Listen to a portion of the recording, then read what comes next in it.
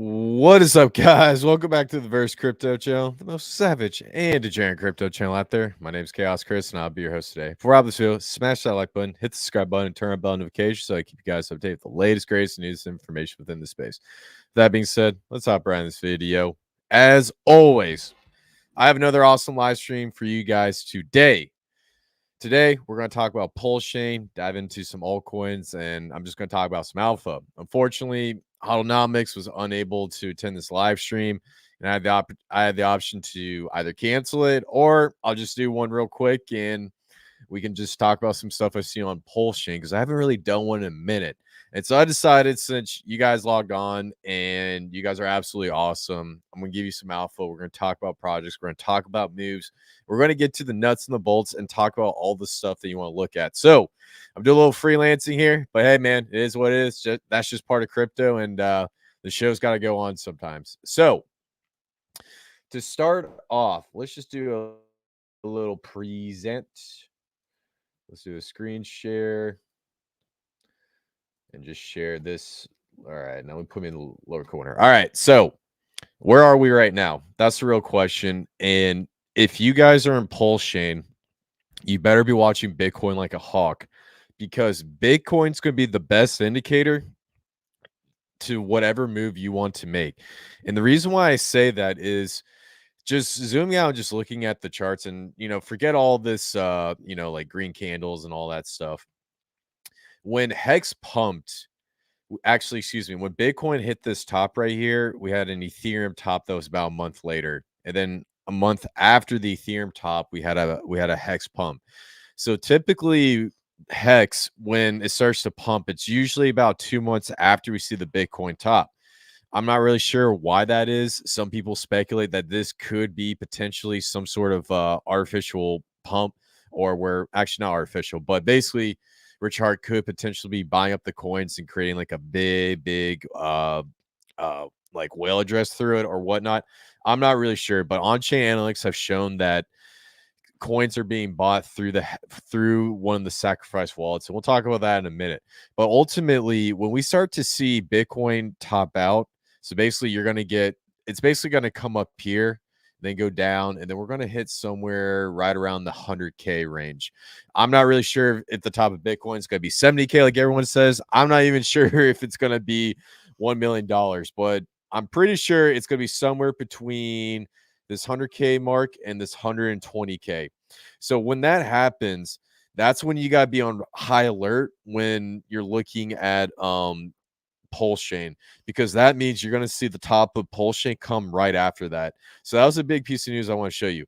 Now, where are we right now in the market? So we had a huge run up on the price of Bitcoin. And since then, we basically made it past this resistance level. We're probably going to come down here to support. And in my opinion, what's probably going to happen is we're going to trade in between, I would say, 42,000 and about 46,000. And then up until the FOMC meeting, that is the one thing you need to have your attention on, the FOMC meeting. Because if the Federal Reserve decides to pivot, meaning they're going from increasing interest rates to decreasing them, that's when you're going to start to see a massive market sell-off. It happens every single time in the history of stocks and finances and all that stuff. So the reason why I say that is because we're getting into this pivotal moment where we're going to get towards right around, well, would you look at that, right where I predicted. January 29th is actually going to be the FOMC meeting, or I think it's like actually, excuse me, I'm sorry. Was it 29th or yeah, so the meeting's on the 29th, and then the announcement's going to be right on the 30th. So what I'm thinking is this thing's going to come up here, and then we're probably going to get a pullback. I don't think it's going to go down to like 29K. That's pretty unreasonable. It's probably going to come somewhere between this 32K to about 34K. Once that happens, we might just trade sideways, or we'll probably slowly trend up and go off to the races. That is what I'm predicting right now. I could be wrong. Let me leave a comment down below. Let me know what you think about my analysis. But overall, we're going to be trading sideways for a minute.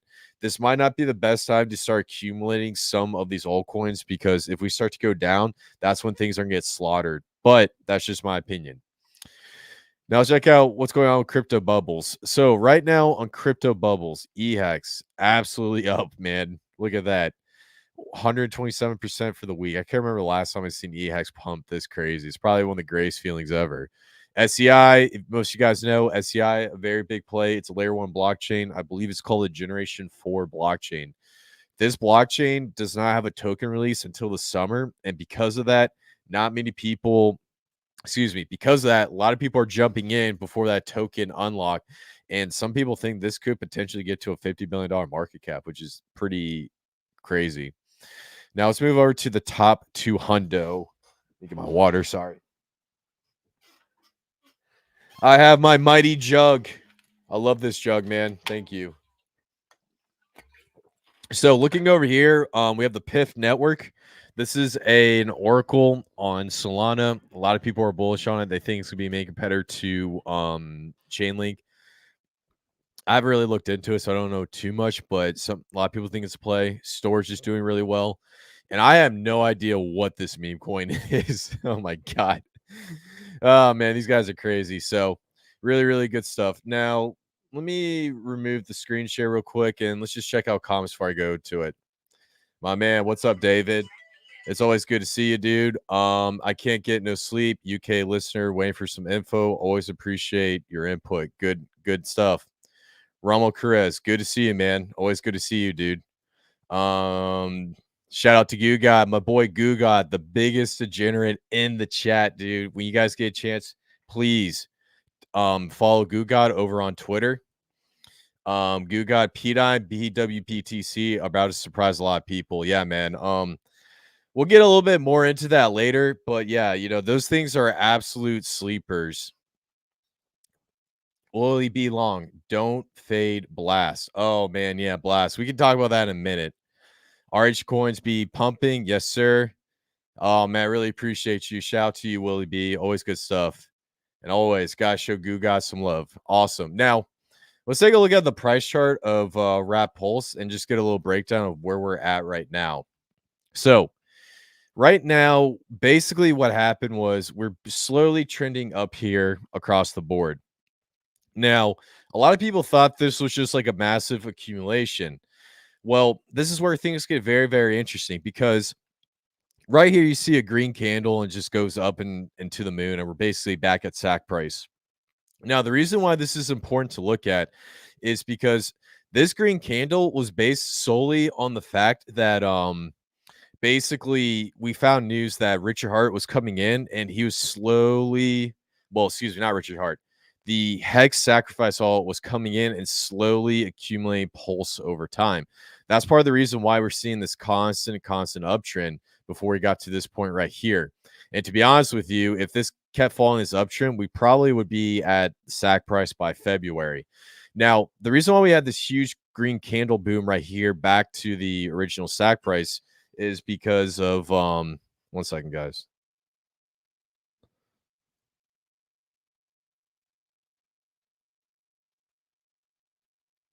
Is because right when we got back to sack price, we had was mainly due to us just trading sideways and up and to the right. Now, overall, what's going to happen to Pulse in the future? Basically, what we're going to see with Pulse in the future is that it's going to continue to trend upwards. We might have a little bit of a correction right here because some people might take profit. But overall, what I do expect is we're probably going to trade sideways from this line right here down to this line right here. And then we're going to continue to uptick into the future. Now, the real question is, what do I do during this time when Pulse is trading sideways like that? Now, don't get me wrong, Pulse is going to be really, really good. And when it comes to portfolios, you got to tailor your portfolios so you have Pulse and then you have leverage plays. Actually, let's talk about this real quick.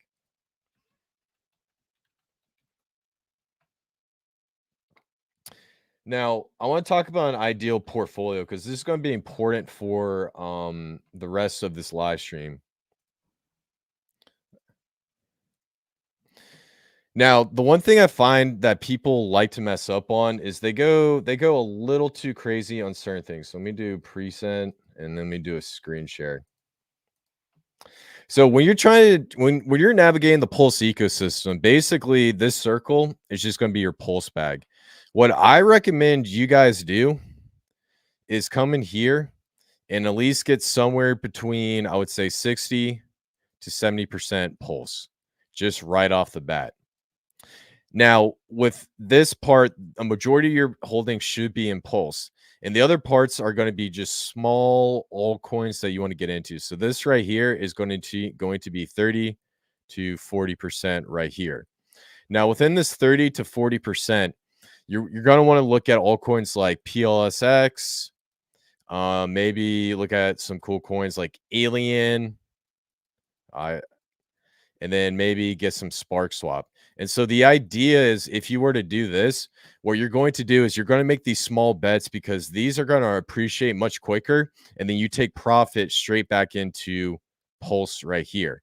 That is the ultimate goal of what I'm trying to get across is because when you go for these altcoins, your main goal is to get more Pulse, and then once Pulse starts to top out, then take profit on that, and then that's how you slowly exit the market. All these maxis are saying, bro, dude, just buy PulseX, never sell. I hate that stuff. If anyone ever tells you I'm never selling, unfollow them and block them immediately because they have no idea what they're talking about. These maxis are trying to get you to hold your bags because when the price of Pulse goes up, and slowly starts going down, down, down, down, down. It's an excellent liquidity strategy. And honestly, I tell the truth, and they probably get mad at me for saying that stuff, but it is what it is. And I will never, ever lie to you guys. Now, the big thing I want to get into is what projects are we going to be using as leverage play, like I'm talking about right here? Oh, is it still up? Yeah. So what projects are we going to get into this piece of pie? And that's the main thing I want to focus on for this live stream today. So let me remove this. Now, one project I'm absolutely bullish on, as most of you guys probably already know, is going to be a project called SparkSwap. Now, for those guys who don't know, SparkSwap is basically a yield farm. You can use it to stake your tokens, earn awesome yield. Now, the main reason I really, really like SparkSwap has a lot to do with Layer 1X. Now, Layer 1X is a new cross-chain blockchain that's very, very similar to Layer 0. And the reason why I absolutely love Layer 1X is because it's going to bring PulseChain to an interoperability future. And the reason why interoperability is so important is because the majority of the bridges that you see from PulseChain to Binance Smart Chain to ETH to all these other blockchains have been compromised in the past. So to show you a diagram of how Layer 1X works, I'm actually drawing a bunch of photos today. Excuse me. I'm drawing a lot of pictures and stuff because I'm Khaos Kris. That's probably gonna be my new name. You know me, guys. That's what I'm all about. So how does Layer 1X work? Now, basically, you have let's just do like a red pin, right? So this is going to be the Pulse blockchain. Then you have like ETH. I don't know why that was so small. Then you're gonna have like Binance Smart Chain. So BSC. Then you're going to come over here. You're going to have AVAX.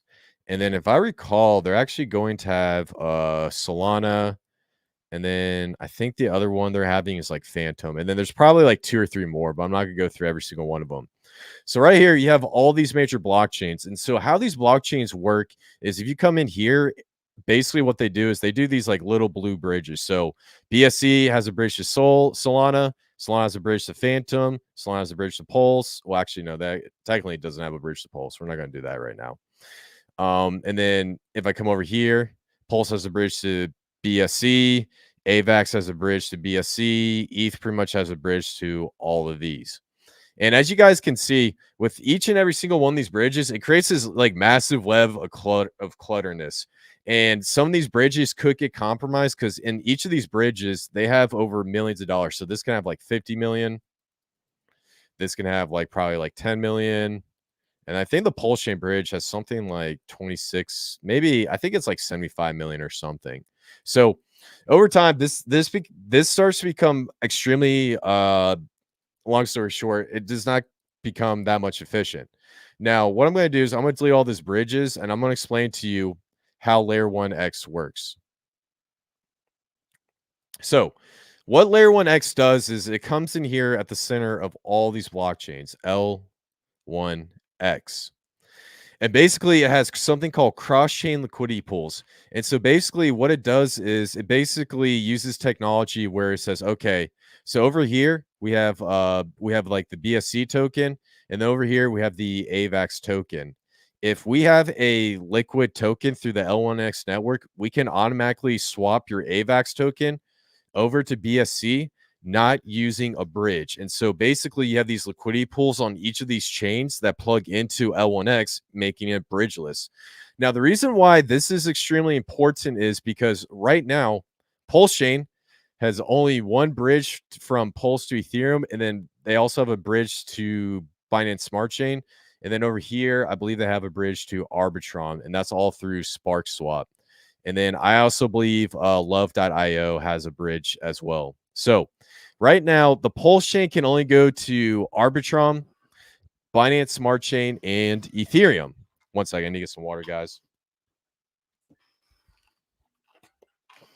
Now, when Layer 1X launches, we're basically going to have SparkSwap, and it's going to be placed right here at the center. So it's going to be called Spark right here, SparkSwap. And so SparkSwap is going to plug straight into L1X. And what this is going to allow is anyone from Avalanche, Phantom, Solana, Binance Smart Chain, Ethereum, and they're also talking about bringing in BTC into their network. So BTC can go through the L1X network straight into the Pulse chain so that you don't have to use this Pulse chain bridge anymore. And from my understanding, on top of that, the fees are going to be astronomically less. And Layer 1X is basically its own blockchain that connects all these blockchains together so you can run dApps within the Layer 1X network. Now, here's the one thing I love about L1X. They're talking about somehow doing smart contracts across chain, which gets extremely interesting going on to the future. And so that is part of the reason why I am so extremely bullish on L1X. Now, how does this play into the grand scheme of things? Now that I just gave you guys a great breakdown of L1X. So let me do screen share, and then we do a present. So with L1X, right now the market cap is going to be launched at right around 22 million. SparkSwap is sitting at a market cap of 1.9 million. If L1X were to hit $1 billion valuation, the L1 DEX is going to be integrated with the SparkSwap DEX, which means this market cap could get up to anywhere between 100 million, 150 million, maybe like in the 200 millions, maybe test that $1 billion cap if they're able to get enough assets to flow from other blockchains into the Pulse chain. And this is one of the main reasons why I absolutely love SparkSwap and how it's going to be the first token into the L1X ecosystem, and nobody's talking about L1X. The 33 viewers here on this live stream, I told you about L1X. When that thing launches, you're not going to hear a peep about it, and then it's going to absolutely blow up. So that's why SparkSwap is your first hidden altcoin gem. Now, let's see what we got here. Will it be PulseX still on a great discount? Good stuff. Oh, Richard's brother. What's up, dude? Man, I think this is the first time. I don't know if this is the first time you're live stream, but there is only one Rob. Oh, so we're talking about that Rob coin. Let's see.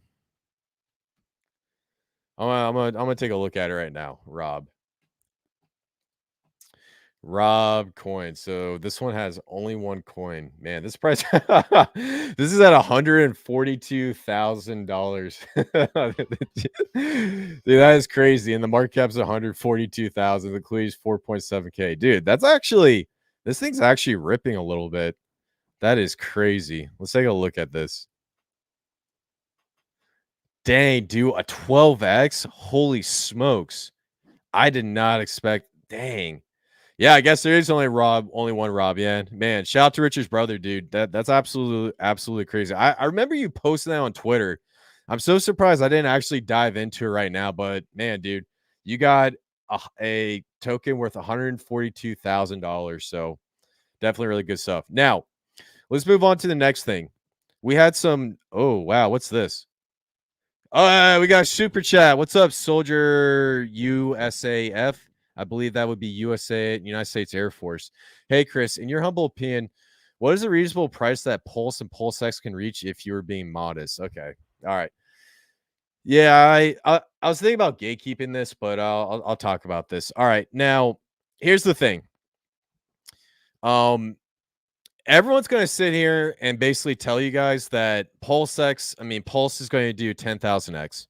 Pulse is not going to do a 10,000x. That means it would be at like a $5 trillion market cap. I don't think that's going to be possible. Now, in my opinion, from this low, what would most likely happen. Sorry, I'm stuttering so bad right now.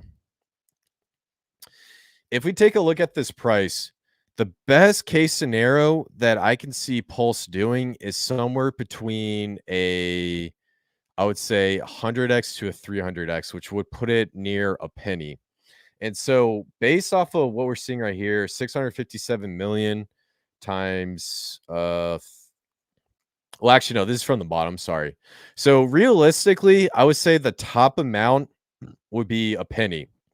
Now, the bottom amount on the bottom end, what I'm thinking about, it's most likely probably going to do something like 150x. So probably I would say about half a penny.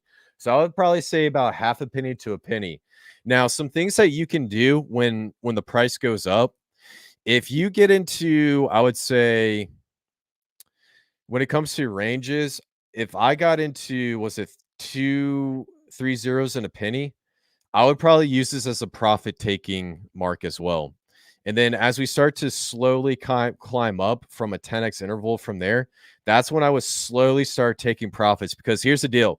You're not going to sell the top, and you're never going to sell the bottom. But you can use these lines right here to take small profits. So Soldier USF, in my opinion, it's going to be half a penny to a penny. And on the way up, you should be taking strategic profits. Don't sell everything, but do a little bit at a time as you keep going on. So good stuff. Diamond Dave, dude, thanks for all your time putting in on researching Pedi over the 6 months. I'm all in. I love that, dude. Shout out to the Pedi clan. Yeah, here, I'll talk about Pedi in a minute. I want to talk about a few more altcoins, and I'll cut to the Pedi stuff at the end. And Soldier USAF, thank you so much for the super chat. And if you're in the military, thank you for your service, man. I really do appreciate you, man. All right, now let's talk about another thing, block blend. Everybody's talking about block blend, and a really great story behind block blend is that you see this little like silver surfer right here, right? So when the whole Pedi movement came around, everybody was trying to figure out what was going on and how was somebody doing an anonymous bridge transaction. Well, believe it or not, block blend actually set up a privacy bridge that no one knew about. I think the only person that really talked about it before everyone else, I think it was me and maybe one other person. But the reason why I knew about block blend had to do with Beetroot, which we're going to get into a second. Now, this same company actually just created a prepaid debit card. So if you come over here, click to prepaid debit card. I really hope this doesn't crash my pretty terrible Wi-Fi. So, but long story short, they basically created a way where you can get this debit card on PulseChain, and you can use either Pulse, and I believe the other one you can use was USDT. Let's see if that's true. Yeah. You can use USDT or Pulse, and basically you can use this little debit card and go out and buy stuff. So something that really cool that you could potentially do is once you take profits, you can possibly take profits in USDT and then go out and use the debit card. I'd be careful about USDT because it's kind of centralized. Now, since the announcement of this news, BBL has been absolutely ripping. I absolutely love the ticker BBL.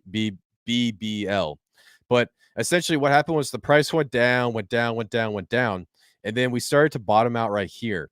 And people started buying in after the announcement of this prepaid debit card. Keep in mind, this is on Ethereum. Since then, BBL absolutely ripped a 5x from the announcement of that news, and now it's sitting at about a 3x from its bottom with a market cap of about 2 million. Now, overall, the reason why I consider BBL in the PulseChain ecosystem is because they have this privacy bridge that they're using, and they have the BBL token, which you can essentially put up on a liquidity pool and earn fees off of. And so the main reason why I really like this token is it could appreciate into the future. And I think this is going to be a really great play. And this thing's going to be an absolute sleeper going on to the future.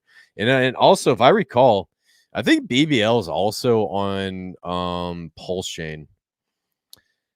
Yeah, it is on PulseChain. It has a pretty low liquidity, but I suspect that this is going to increase a little bit. So overall, it kind of is a PulseChain token. So that is your second PulseChain altcoin. Now your third PulseChain altcoin is Beetroot. Now Beetroot's a very interesting project. Basically, what they're doing is they're adding a privacy mixer DEX, and then on top of that, they're also utilizing the block blend privacy bridge to bring in privacy swaps from Ethereum to PulseChain. The other thing that they also did was it's a reflection token. 2% gets reflected, so you have to pay like a 3% tax. And of those reflections, it's actually sent out to all the wallet holders. Now, something interesting that they did back during the bull market is they burned 20% of the supply, so that anytime you get that reflection, it actually creates something called a black hole where it increases the deflationary pressure. Now, let's see if I can bring this up without my computer freaking out, because I can show you right here. Oh man, dude, this decentralized Explorer is always kind of sketchy. I don't know if it's going to let me bring it up. Nah, it's not going to let me bring it. Never mind. So, long story short, the reason why I like Beetroot is right now there's about 22% of the supply burnt. Once we get volume going through, this thing can become hyper deflationary very, very quickly. So, definitely really, really good stuff. All right, and we got another question. Soldier, thanks for your intel, sir. I used to be in the Air Force. I'm a huge fan of your work. Thank you for your service in crypto. Hey, I appreciate that, man. I mean, to be honest, like, you know, I do this crypto stuff because I like talking to you guys, like interacting with you guys. And at the end of the day, if you guys win, I win. And that's how I view this entire space. I'm not here to be a moon boy. I'm not here to tell you guys to stake your hex for 50 billion years. I'm here to tell you guys about projects that nobody knows about. And I'm pretty excited that you guys are looking into it. Now, your final hidden altcoin gem, even though it's not really an altcoin, is going to be the incentive token. Now, the incentive token has been absolutely slept on. And I heard something crazy about the incentive token all across Twitter, that this could potentially be a DAO governance token. Now, right now, the incentive token is massively inflationary. Every year, the incentive token emissions get cut in half over time. So it's very similar to a Bitcoin halving, except it's after every single year. Now, right now, the incentive token is it was sitting at about 45 cents, and now it's sitting at about $1. Now, what's really, really interesting is this token has been sold off going into the future. But once we get an announcement that this token is going to be used for the PulseX DAO, where you can vote on certain liquidity pairs being added to the yield farm, I guarantee you this token could potentially explode up to anywhere between, I would say, $5 to $15. Not trying to be a moon boy. And I don't think it's going to go all the way back up to $80. The reason why it got that high in the first place was because the supply was so small, and it's constantly being flayed out to the future. I mean, it could potentially absolutely go nuclear. I could be wrong, but right now, with the announcement of that DAO, keep your expectations low. And then once we get towards the peak of the bull market, I could definitely see this token getting up between the $40 and $55 mark. I know in the past I did say that incentive token could get to the $100 time frame, but I did change it a little bit. And also, we get a massive volume through PulseChain. Maybe it could, but for right now, I don't see much incentivization behind the incentive token unless we start to see the announcement of that PulseChain DAO. Now, let's talk about all the stuff you want me to get into. We need to talk about Pedi. So, as most of you guys know, there's some news about Pedi swirling around. I'm not going to release the news on this live stream because you need to go to Coach's live stream on Monday. He's going to talk about that. That's our respect for Coach. I'm not going to do that. But I will sit here and talk about the price chart. So Pedi actually bottom out about right here at 0.00262. And now we're sitting at about a 3x from the bottom. And if you guys just take a look at what's happening right now, we are in a constant uptrend, and now we're getting at this level of resistance from, I think it was a previous all-time high. I don't know where this line's coming from. Oh yeah, it's right here, right here. So basically, what happened was people bought in right here, and they came up, touch, sold, came up, touch, and then sold off, came in, and then now we got the second. I think this was 1, 2, 3, 4. We hit the fifth touch, and then after that fifth touch, we broke above this resistance level. And so chances are we're going to start trading here. And then as the volume on PulseChain continues to go up, we're probably going to hit this level and then start skyrocketing up back to its all-time high. So overall, Pedi's in a bullish trend. This might be the opportunity to jump in. And in my opinion, this could potentially be one of the biggest hidden altcoin gems. Now, I want to talk a little bit about a live stream that I had with Zach. Zach told me something that's absolutely crazy about the Pedi ecosystem. And the only way I can do this is I gotta draw you guys a nice Picasso, because you know I'm Picasso Kris and I love to draw pictures. Now, here's something that's interesting that's going on. So if you guys have been following, there's this token called BFF. And BFF stands for Best Friends for Life, and it was started by holy cow, where's okay, it's at 2750. I thought it was a lot higher than that. Okay, cool. So this token was basically launched, and I got in probably at like $90 or something. I just threw in like $100 and see what would happen. And so the thing started going up, going up, going up, going up, and now we're sitting at $2,750. Now, there's actually something really special going on with the BFF token that Zach was highlighting. I want to break it down this live stream because I think this is extremely important. Now, if I come back over here and just do a screen share, we need to talk about what's going on with Pedi. So it was just do a window share. Now, as most of you guys know, I'm gonna highlight the Pedi ecosystem really quickly, but I'm not gonna draw everything. So basically, Pedi is a web of liquidity pools. So yeah, Pedi right here. Then it comes down to Atropa right here, Atropa, and then right here, this line right here, these are going to be our LPs. So just think of these this line as a bunch of LPs, and then from Atropa, we have. Oh, that was a little too big. So from Atropa, we have down, and then we have tsfi, and then from my other understanding, I believe we also have bear. So if you guys go and you basically trace all these tokens, you're going to see this massive pyramid all across the entire PulseChain ecosystem. And so within this pyramid, it's basically a series of LPs where basically a lot of money gets stuck into it. And the reason why this is important is because the only way to get a large amount of the Atropa value out is you had to go through Pedi. The only way to get a large portion of tsfi out, you have to go from tsfi to Atropa, then to Pedi. There are pools between Wrap Pulse and tsfi, but ultimately the main entrance and the main exit into this entire ecosystem is Pedi right here. Now, something interesting happened. We had the introduction of something called BFF. Now, from my understanding, with this BFF token, it's down, it goes through tsfi, and then from tsfi, it goes down to a contract. It's called No Nuke, and I'm not going to even try to sound it out. But you have No Nuke right here, and then you have BFF. So I'm going to put BFF right here. Now, if you guys look at this pyramid, basically level 1 is going to be Pedi, level 2 is Atropa, level 3 is like the down, the bear, and the tsfi. So we got 1, 2, 3, and then No Nuke is on level 4, and then BFF is on level 5. So what's happening right now is a bunch of people are buying BFFF and the price is going up. And the speculation is if we hit AK, a bunch of BFF is going to get paired up with Bear.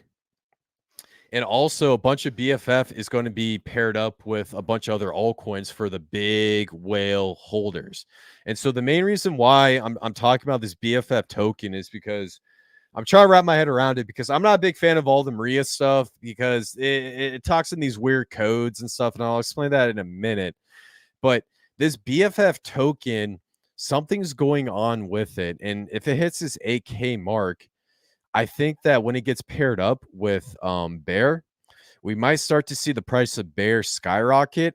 And with the price of Bear skyrocketing, this will probably pump down tsfi, Atropa, and then in turn pump Pedi. And this might be something that's going to be used to accelerate the amount of liquidity coming into the Atropa ecosystem. Now, the other theory I have behind this is, we have level 1, 2, 3, 4, and then 5. My other theory is the BFF token down here is basically building out this level 5 within this pyramid. And then I also believe that the wallet wants to do a level 6 as well. And so the only way you can build out level 5 is you have to get a lot of liquidity to BFF. And then from there, they're going to connect it to Bear so that more money can flow to the bottom of the pyramid and in turn pump the entire ecosystem. That's basically the theory that I have. I could be wrong, but that's what I'm thinking, because if BFF actually hits AK and all this stuff happens, then my theory is probably correct, and that's what I'm seeing. As for BFF, I'm not endorsing any of these Atropa ecosystem coins, and to be honest with you, I don't know what's going to happen. If you get into anything within the deep Atropa liquidity web, it's all fair game. The safest tokens that you're probably going to be able to get is probably going to be Atropa. It's probably going to be Pedi, those and Bear. Those are going to be your 3 safest tokens. Getting into projects like BFF and whatnot might not be a realistic play. Or I mean, I'll leave that up to you guys. I'm not going to say don't do it, but I'm also not going to sit here and like blow it up and say BFF's the next big thing. But if we check out the price of BFF right now, this is absolutely crazy from when it pumped. Like, let's just do a log chart real quick and just take a look at this log auto. So from when it pumped, we'll say like right here. Ooh, I do not want to do that. So from when it pumped, it started right about here.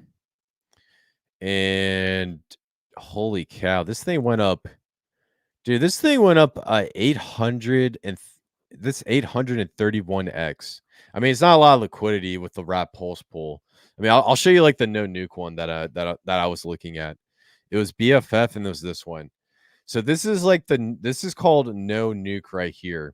This thing has been absolutely pumping, and you see the liquidity is about 184,000. When I first saw this thing, the liquidity was somewhere between 5 to 6,000 or something like that, and now the market cap is sitting at 2.1 million. So you already see the build out of the liquidity of this token on that level 5 range.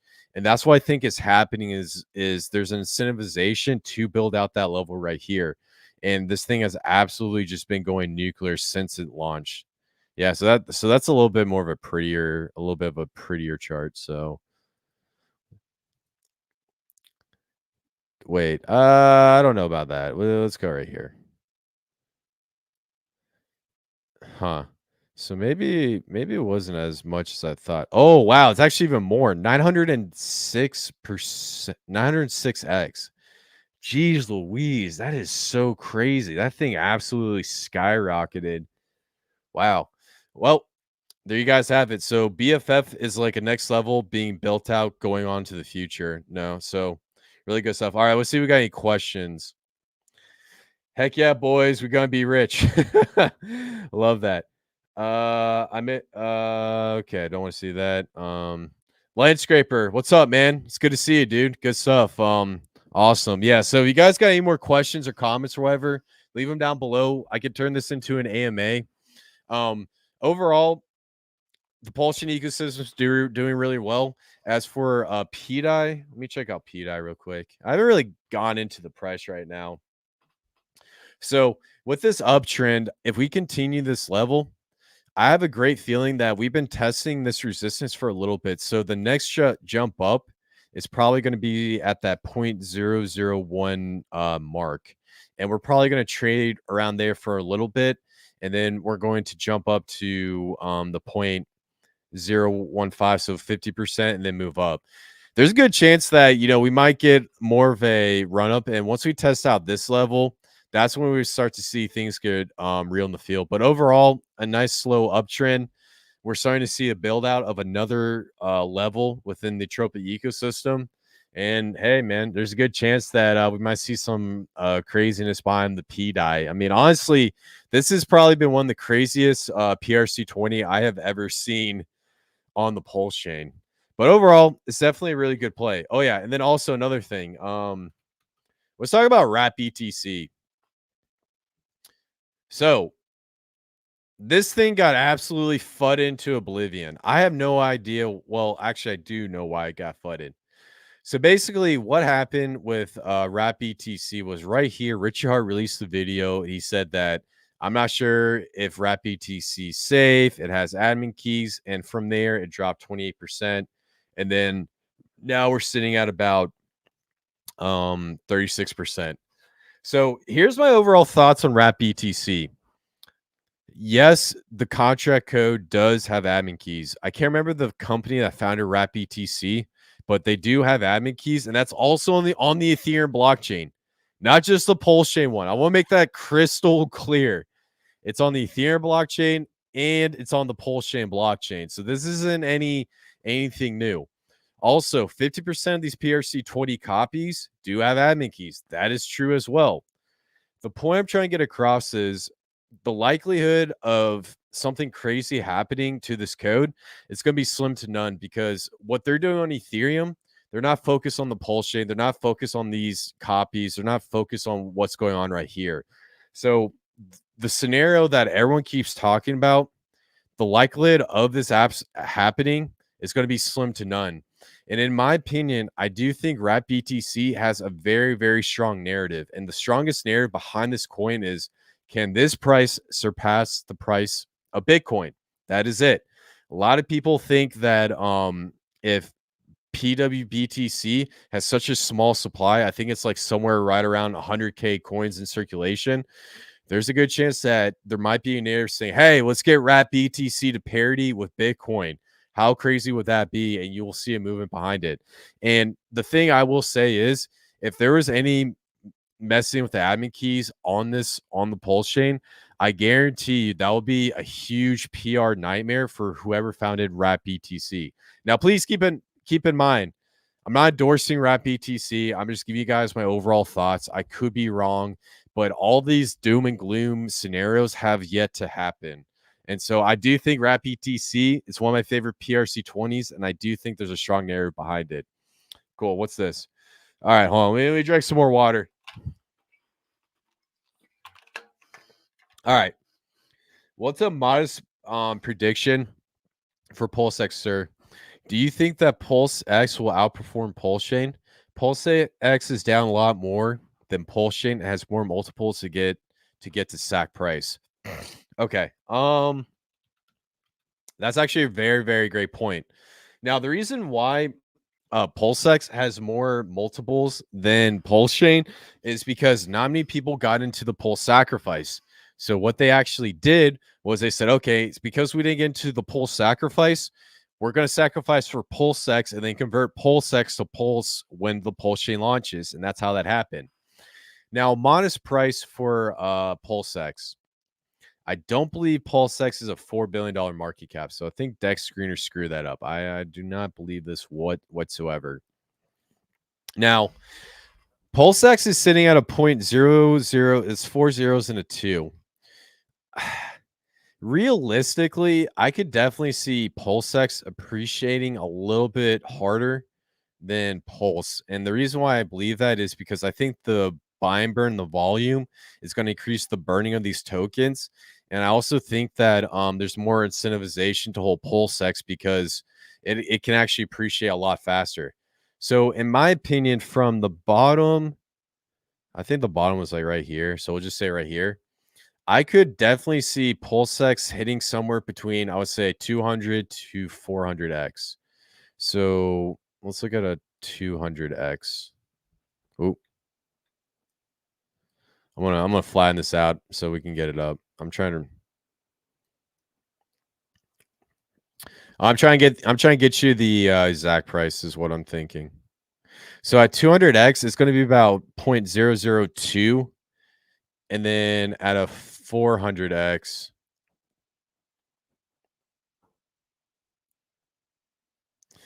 it's going to be sitting at about a 0.003. So I think it was a 0.002, 0.003. So the one thing I recommend in this scenario is to, lay out some places to basically take profit on your way up.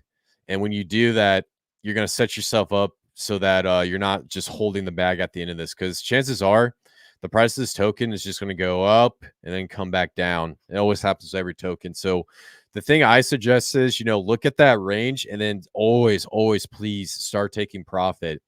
As to how PulseX will perform, I do think there's a lot of potential, and I do think PulseX is used in a lot of liquidity pools on the PulseX what's it called, yield farm. And also the other thing I want to point out there, PulseX, there's a good chance that we will see this is me speculating. There's no one made an announcement, but there's going to be updates to PulseX so that it can stay relevant within DeFi. And I would not be surprised if PulseX has some sort of update to version 3 Uniswap liquidity pools. And if that happens, you're going to see a better decentralized exchange on the PulseChain. A lot more people are going to use it, and there's going to be a lot of hype behind that. So in my opinion, as you start to see more news come out about PulseX, this thing could hit anywhere between maybe 200x on the low end, 400x on the high end. That's basically my ballpark prediction. So, good stuff. Now, Mintra. Do you want me to do like a review of Mintra? Do you want me to talk about Mintra? Mintra is that NFT marketplace. It was started by Gerardo, and from my understanding, I think when you put up that NFT on the marketplace and you sell it, it actually leaves your wallet. So basically, you don't own the NFT, and through the platform, somebody holds it. And that actually caused a lot of mayhem and a lot of panic. What is Mitra at right now? That's actually a great question. I haven't looked at it. Oh, wow. It is up a little bit right now. Let's take a look at this.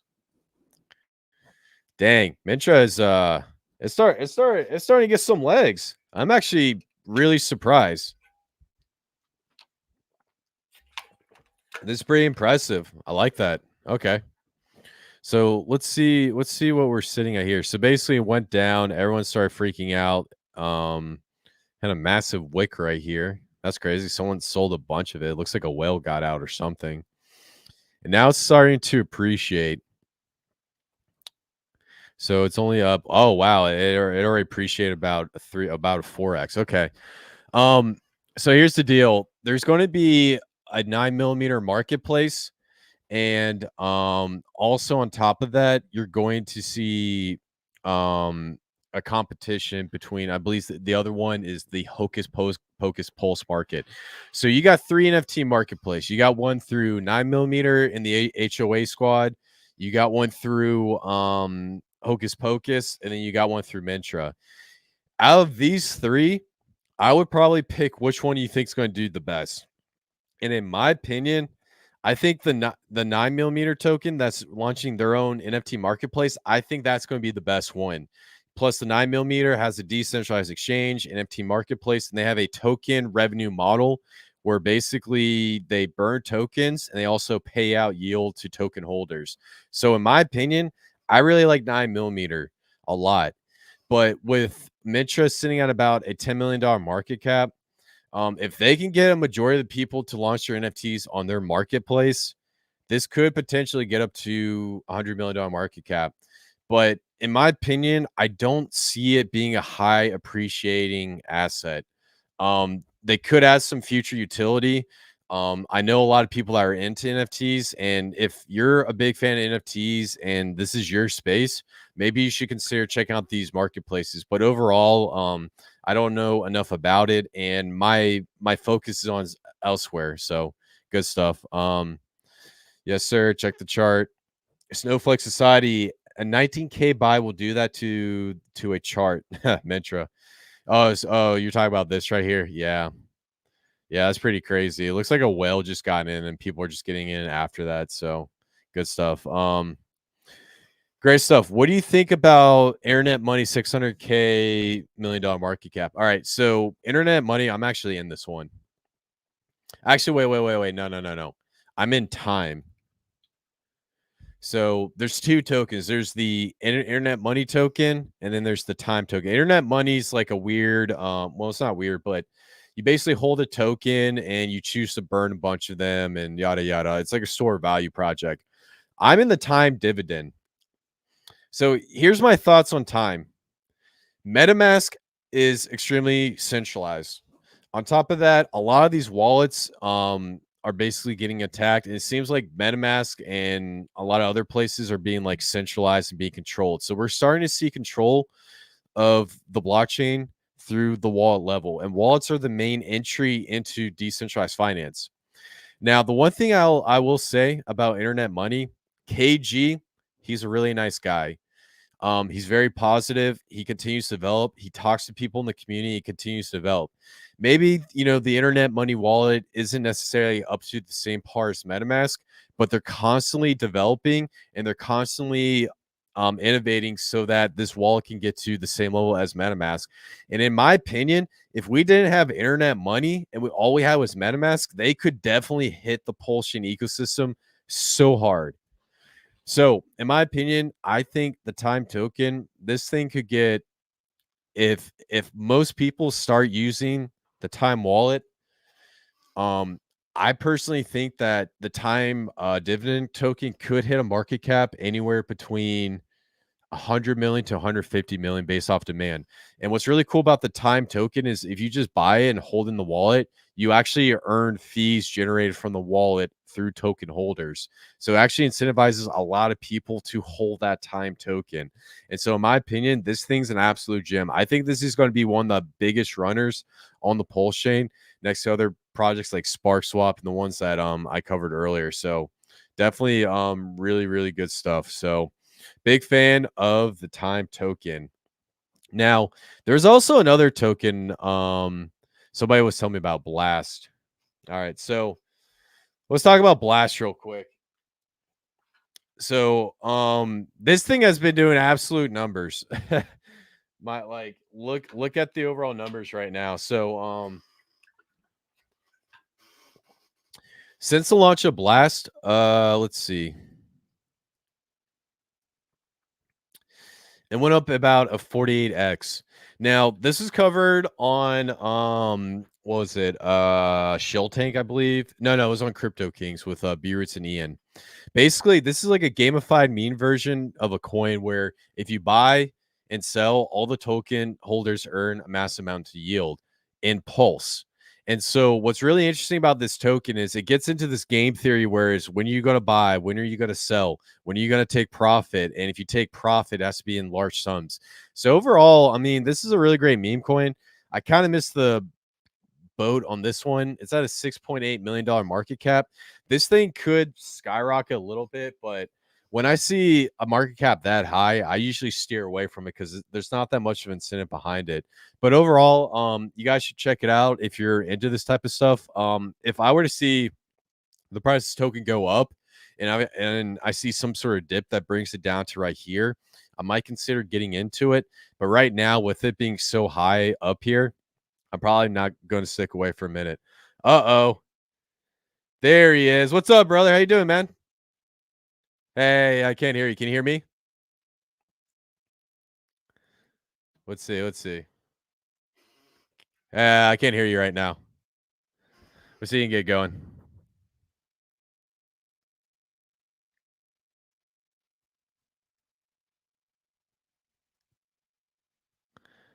Check 1 2 here. Let's see. If you go down to settings and then go to audio, and then on the audio, you see the mic. You can select the mic to whatever mic you have.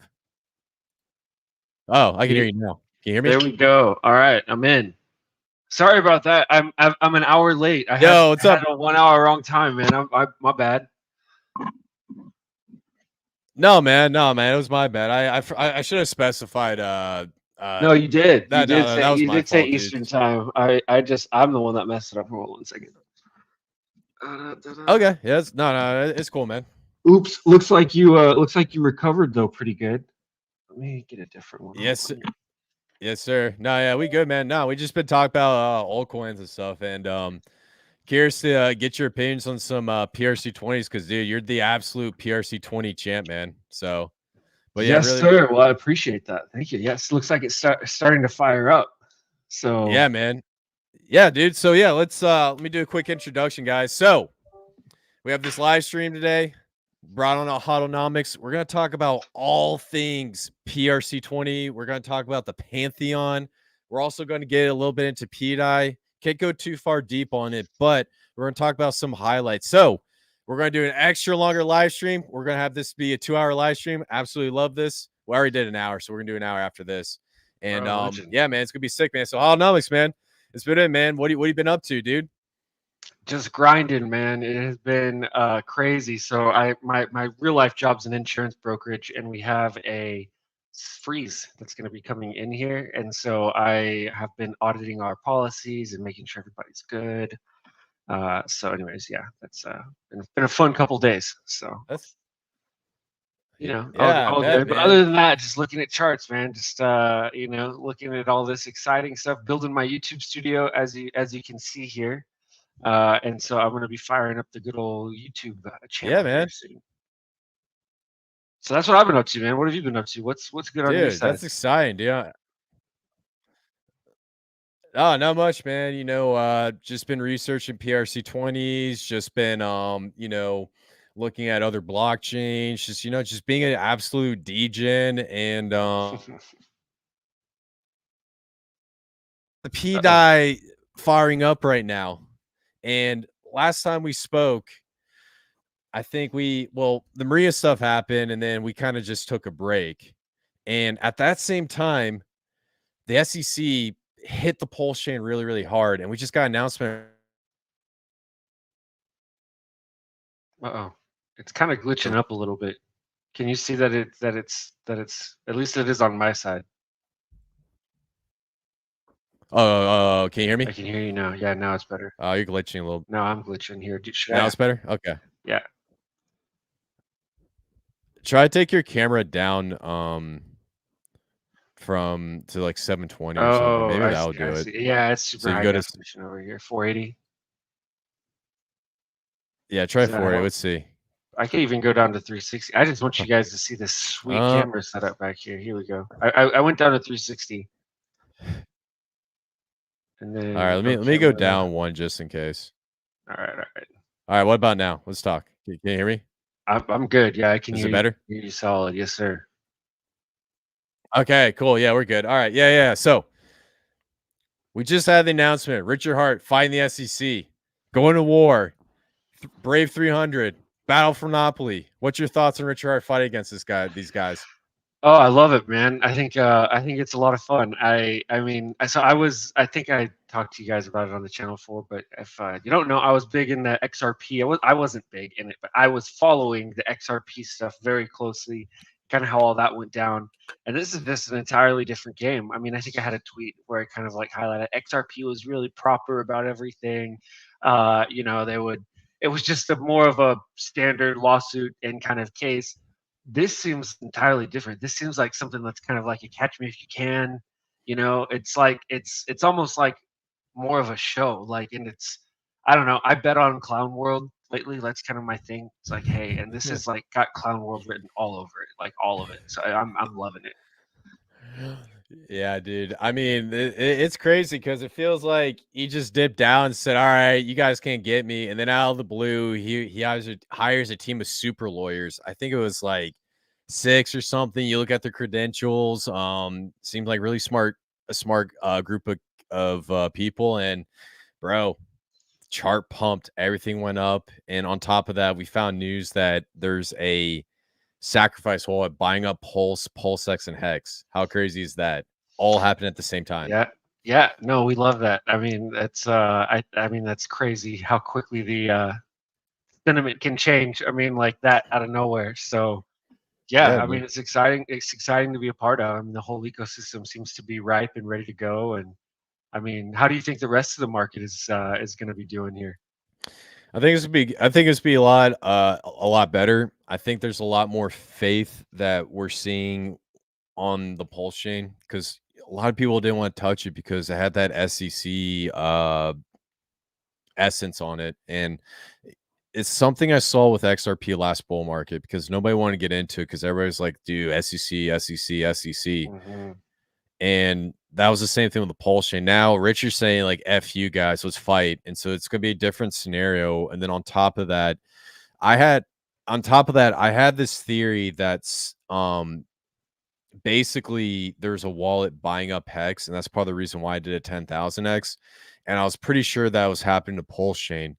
And when that news came out and verified my theory, then that's when I started to realize that we got some green candles coming, baby. That's all I can say. Green candles. Yeah. What's your favorite Yeah. color, man? Hey, green, baby. Let's go. Yeah. I'm very excited. Yeah, I mean, it's kind of wild to think that what they didn't even spend a 0.5% of what the bag is on the sacrifice is like a third of a percent kind of thing total. I think something like that. And like look at what happened to the charts. Everything went up like double. Kind of crazy to think about how much capital is left to deploy, and then also like how many narratives like potentially still could play out. Like I'm still all about this Pedi narrative, and I think that's the thing that's just going to send this chain to the freaking next level. I mean, I have a hard time thinking that it's going to be just them. Oh, can you hear me? Yeah, I can hear you. Keep going. Okay, Yeah, you're good. yes, You're good. it's You're good. You're good. I have a hard time thinking that it's just going to pump, to these like ridiculous 100,000x levels just on the sacrifice wallet buying everything up, right? Like that's kind of a shallow way to grow the chain, in my opinion. I think having narratives and actually like reasons for people to come here is much healthier and much more in line with what Richard Hart would want. And both actually, now that I think about it, doing kind of all of the above, now that we've seen it in action, really makes the most sense. So, I mean, we'll see. You never know. But then we've got this other stuff. I mean, have you been hearing the news from Coach X and some of the stuff that he found with Zuka and YouTube? Yeah, yeah. I know he wanted to talk about that on Monday on his live stream. Yeah, I So was curious. I know he's kind of dropped some stuff and other things, and so I'm curious what he has and hasn't. I've been kind of out of the loop today. yeah, no, yeah, I've been out of the loop too, and I was going to do a live stream to cover it, and after he did because he found it, I didn't want to spoil it and just like piss him off. But we talk about like a little bit about it, but Do a before we little get into teaser. yeah, do a little teaser. But before we get into that PDI stuff, so people stick around, let's talk about the Pantheon, man. Any Yeah, updates since we last time we spoke? man, Pantheon has just been honestly like I'm really proud of it. I don't ever like to shill it. I really don't. I don't like to like and I'll still tell you I think there's better investments on the chain, right? Like I think that there's PDI and some of these things that we think are going to go up like 100,000x. An NFT, to pay 400, whatever thousand Pulse chain for it to go up.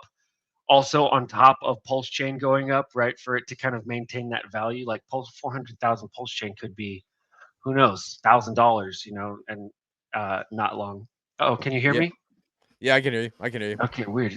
I keep getting these like weird notifications, but we should be good.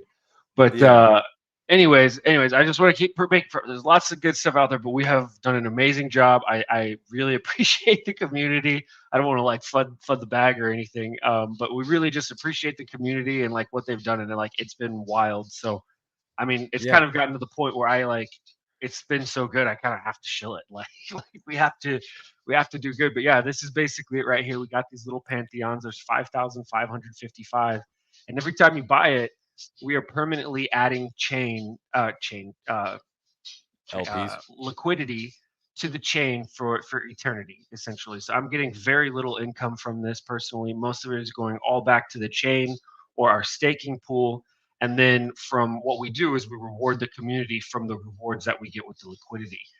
So right now we have, we'll just pull it up right here. We have our Smite wallet. We call it liquidity smiting. Yes, sir. There's about 67,000 in there right now. We have 50,000 in PulseX, about 12,000 in 9mm, and it's we're earning, I don't know, probably about $15-$20 a day in our liquidity pools, which is awesome, and that's just growing and getting bigger. We also have a buy and burn coming up here. We have about $5,000 that we're going to plug into a buy and burn. And that's all coming from the revenue on this liquidity. So what's really cool about it is this has its own revenue, right? We don't, like 99% of NFT projects and crypto projects in general need people to buy their token or NFT for the project to continue, right? With us, we literally, like, obviously it's better. The more that people buy, the more revenue we get on the back end with royalties, and it goes back in. But we have a funding model that's like solid right now, solid ROI, without generating any buyer funds, right? This is all coming from the liquidity pools. We've also set up a bridge with any to any, so we get some funding from that as well. So there's just all sorts of fun stuff that we're doing. And then what I do with my side of the funds, it's kind of the same thing. I do make a percentage of some of the sales that come through, but I'm just doing liquidity as well. I don't feel like this is like my money. Like I'm so good. I've been like taken care of the past 6 months. It's truly wild. Like the fact that, like, I would have been good on like just my teddy bear that I made, and then like I got teddy bear, Pedi, and PRS. It's crazy. And then you guys hooked me up and bought my NFT collection. Like, thank you. Like, I have no words. Like, I really don't. So this money that I have made, like, I'll sell a little bit. Like, you sold like a couple thousand, right? But it's like a pretty solid bag, that the dev bag. And I'm just adding liquidity. So like that's kind of what I'm doing. I'm trying to do things like bridge over tokens from Ethereum. So I bridged over titanX. I've bridged over BBL. I've bridged over, what is the other one that I have? I know I have one more. Doge one. So kind of a lot of the main ones that the community likes, but just to offer some extra trading stuff. So just trying to do things to grow the chain in creative ways. I need to invest in a new website, different things. Really anything that you guys can think of, it's like, hey, we should do this to help PulseChain. If I think it's going to help PulseChain, that's kind of what that bag is for, right? It's just kind of a creative thing. So, supporting the Pantheon really is something that does support the rest of the chain. That's kind of what the whole purpose of it was to begin with, and it's absolutely wild that we've come this far. So again, like, thank you guys. Like, I have no words. So Yeah, man. Yeah, man. And the one thing I want to ask you about the buy and burn, does that like buy the NFT and just burn it off the market? Is that what that's for? yeah, exactly. So it's all centralized, right? I'm in control of everything. I mean, maybe we can build out a smart contract later, but when I started, it was just kind of a passion project, and I did it. I'm not a coder, and we needed to get liquidity, right? The idea came after the Pepe dump. So do you remember when Pepe dumped and Harambe was bragging about stealing everybody's money? I was like, oh, like these chains need more liquidity, right? So I was like, screw it, screw all this like extra $1,000 website and crazy smart contract. I was like, let's just send it. Let's just add liquidity. I'll earn the trust over time. So, anyways, it's 100% centralized. I do have to say that it all comes to me, and then so you're gonna have to trust me with it. But yeah, we're collecting this liquidity in this liquidity pool. Just the transactions we're adding up over time, and what we do is 20% of the reward, the yield, goes to staking. 20% of the yield goes to the buy and burn. So then we'll buy the token, just like you said, we'll buy the NFTs and we'll burn them so it reduces the supply. And then we will do 60% of it goes back into the liquidity pool. So it's kind of like we're recycling some. So we got that. And then the other thing is you have staking. So that 20% that goes to staking is pretty crazy. Everybody is earning about $3 a month per NFT right now. And and it fluctuates because they're earning Pedi and teddy bear, so kind of the rewards go up and down. But right now, yeah, it's about $3 a month per NFT, and it's 400,000 PLS. So how much is that? Like $100? No, Yeah. about $50.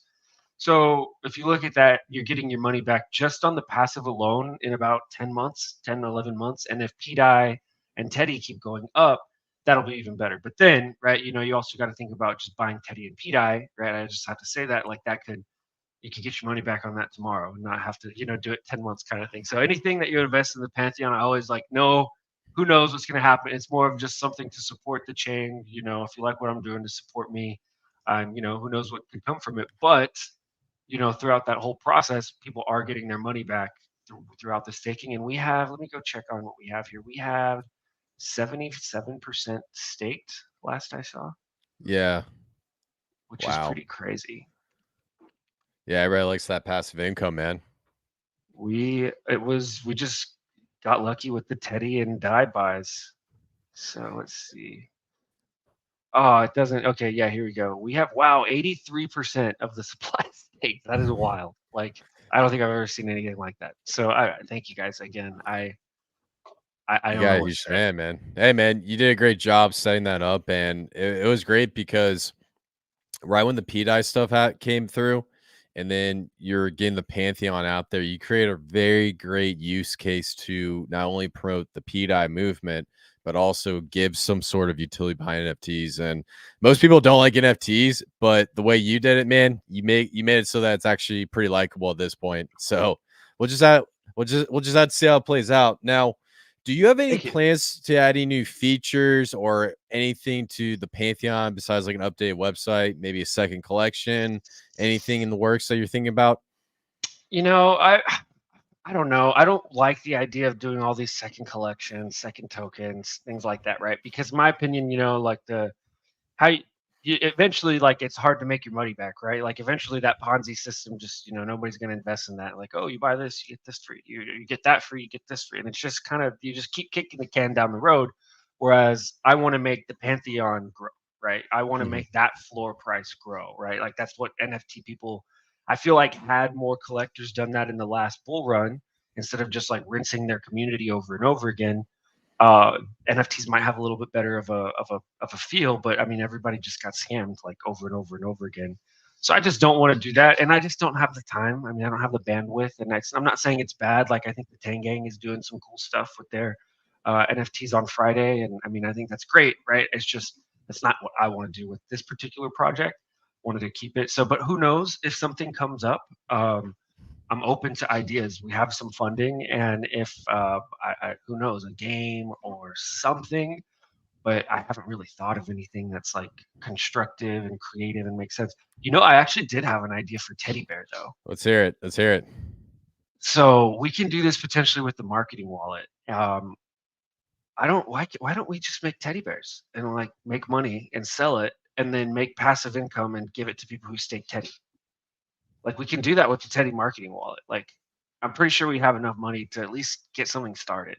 And if we encourage donations, like, that is something that I thought of the other day for like a community that I thought would be like an interesting play. Like an actual teddy bear. Yeah, like we become like a teddy bear brand and sell them. Like, I don't know what that would entail or how, but I mean, I've seen the Plague. Have you seen the Plague? Yeah. They just opened up a beer brand, and like, it's a legit ass beer brand. And I'm like, wow, that's kind of cool. Like, who knows how it's gonna go, but I mean, it's something, right? And that's added utility, and they've been building throughout the bear market, and they've got a huge rabid community. But that's the type of stuff that keeps people around, and that in real life revenue is what projects need, right? So like, I think Teddy, it's kind of a no-brainer. Like, you have to do that. Like we have to just like make that. Let me go to the you know what? I don't have the Teddy marketing wallets in a different here. Let me see. I think I have it saved here. Let's go to bear marketing. Let's see how much we got. I think it's like 30-40 grand in here right now. Thank you guys for trusting me with this. Oh, this is it. All right, it's only $21,000. I lied. Okay. Well, but still, I mean, we could probably get more. What you ought to do is get a teddy bear and put like B Roots' Twitter profile pic at the center of the chest. That'd be the funniest thing. Just like a little B Roots, like the little Care Bear, little Care Bear with B Roots' face on it. That'd be so funny. The B Roots bear. The duck face. Yeah. Go ahead. I don't know. I was just thinking, so stuff like that, right? And that just popped into my head the other day, right? So Who knows? Maybe something like that'll pop into my head for the Pantheon. I mean, I don't know, maybe You could always Pantheons. do a Pantheon meme coin. We could. You could always do like a Pantheon meme coin. Can you hear me, man? You glitched out a little bit, man. Can you hear me? Hello? Yeah, I can hear you now. Yeah, you came back. Yeah. So, yeah. I mean, we could do a meme coin. I don't know if it's Pantheon is like a good meme. I need to get something that slaps. But if something comes to my head that's a good idea, I would be down. Pantheon Inu. Pantheon Inu. Pantheon Inu. Yeah. That'd be so Something funny, like dude. Yeah, no. Absolutely ridiculous. Yeah, definitely a great narrative. Okay. Now, let's switch over. We gotta talk about Pedi, man. You're one of the Pedi OGs, you're a legend. You got a crystal ball just like Nagabo. Since we last spoke, hold on. So we talked a little bit about the whole Maria situation. We both had uneasy feelings about it, and that's kind of how the evolution of actually, let me back up.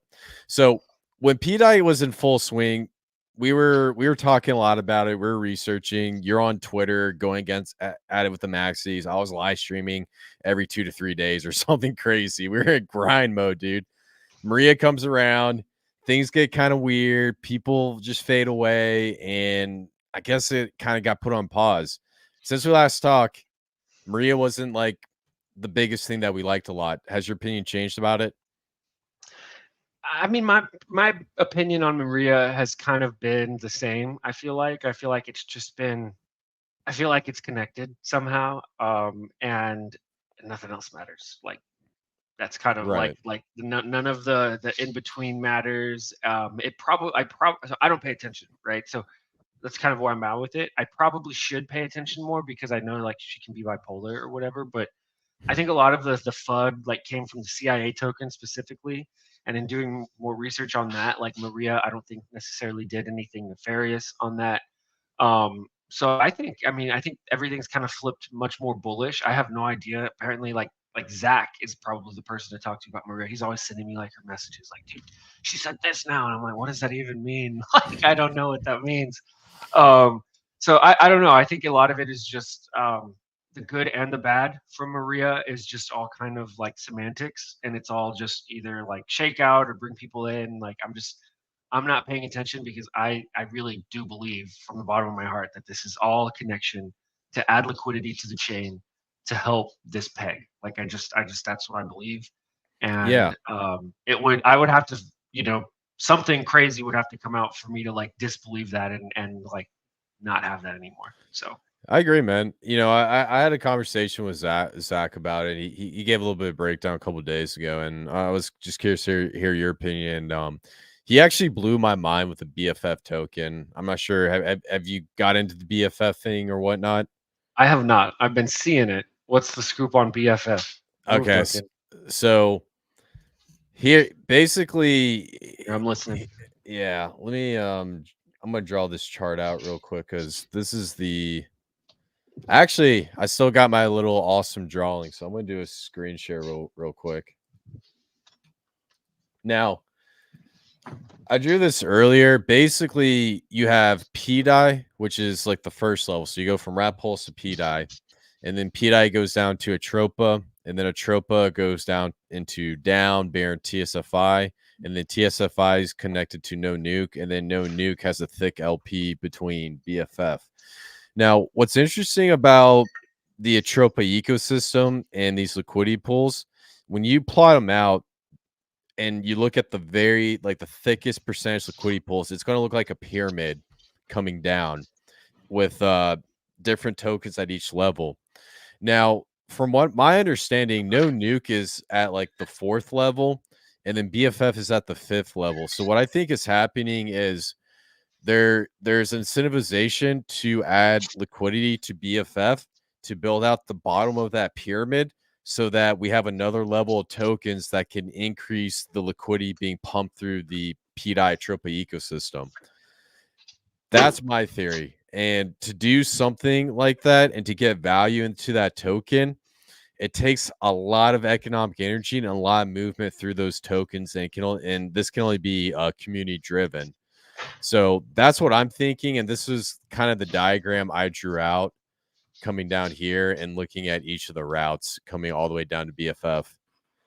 Right. Yeah, that's kind of what Zach was saying. Like, it's just another thing. I mean, but isn't that just kind of more of the same? Isn't that like what we were seeing from the beginning? She's just kind of adding more tokens now and more routes and all that. And she had something weird to where, like, if the route wasn't set up properly, even the router wouldn't get it, right? Because also, like, some of these tokens wouldn't be connected to Pulse or stuff. Like, is that kind Yeah. of how still it's going? So like you couldn't swap Pedi to BFF, right? Like you'd Right. have to go through nuke, like denuke or whatever it is, no nuke. Yeah. Yeah. Kind of. But I think the big thing is as you try to add liquidity, if you use this route to go all the way down, it's easier to add liquidity to like Pedi and Atropa than like Atropa and down and the rest of these tokens. But when you get down to this like fifth level, there's probably going to be like a one here, one here, one here, and there's like one up here, one up here, one up here. It gets so much harder to add liquidity. And so I think with that community driven, it's just trying to push more money through. Yeah, I think what you just said was correct. The router can't reach some of these tokens, and it's getting much more difficult. So it's probably like the same theory, except with this fifth level, so to speak. I think what this is doing is it's setting up for a potential future pump with more tokens add and more volume going through the Pedi ecosystem.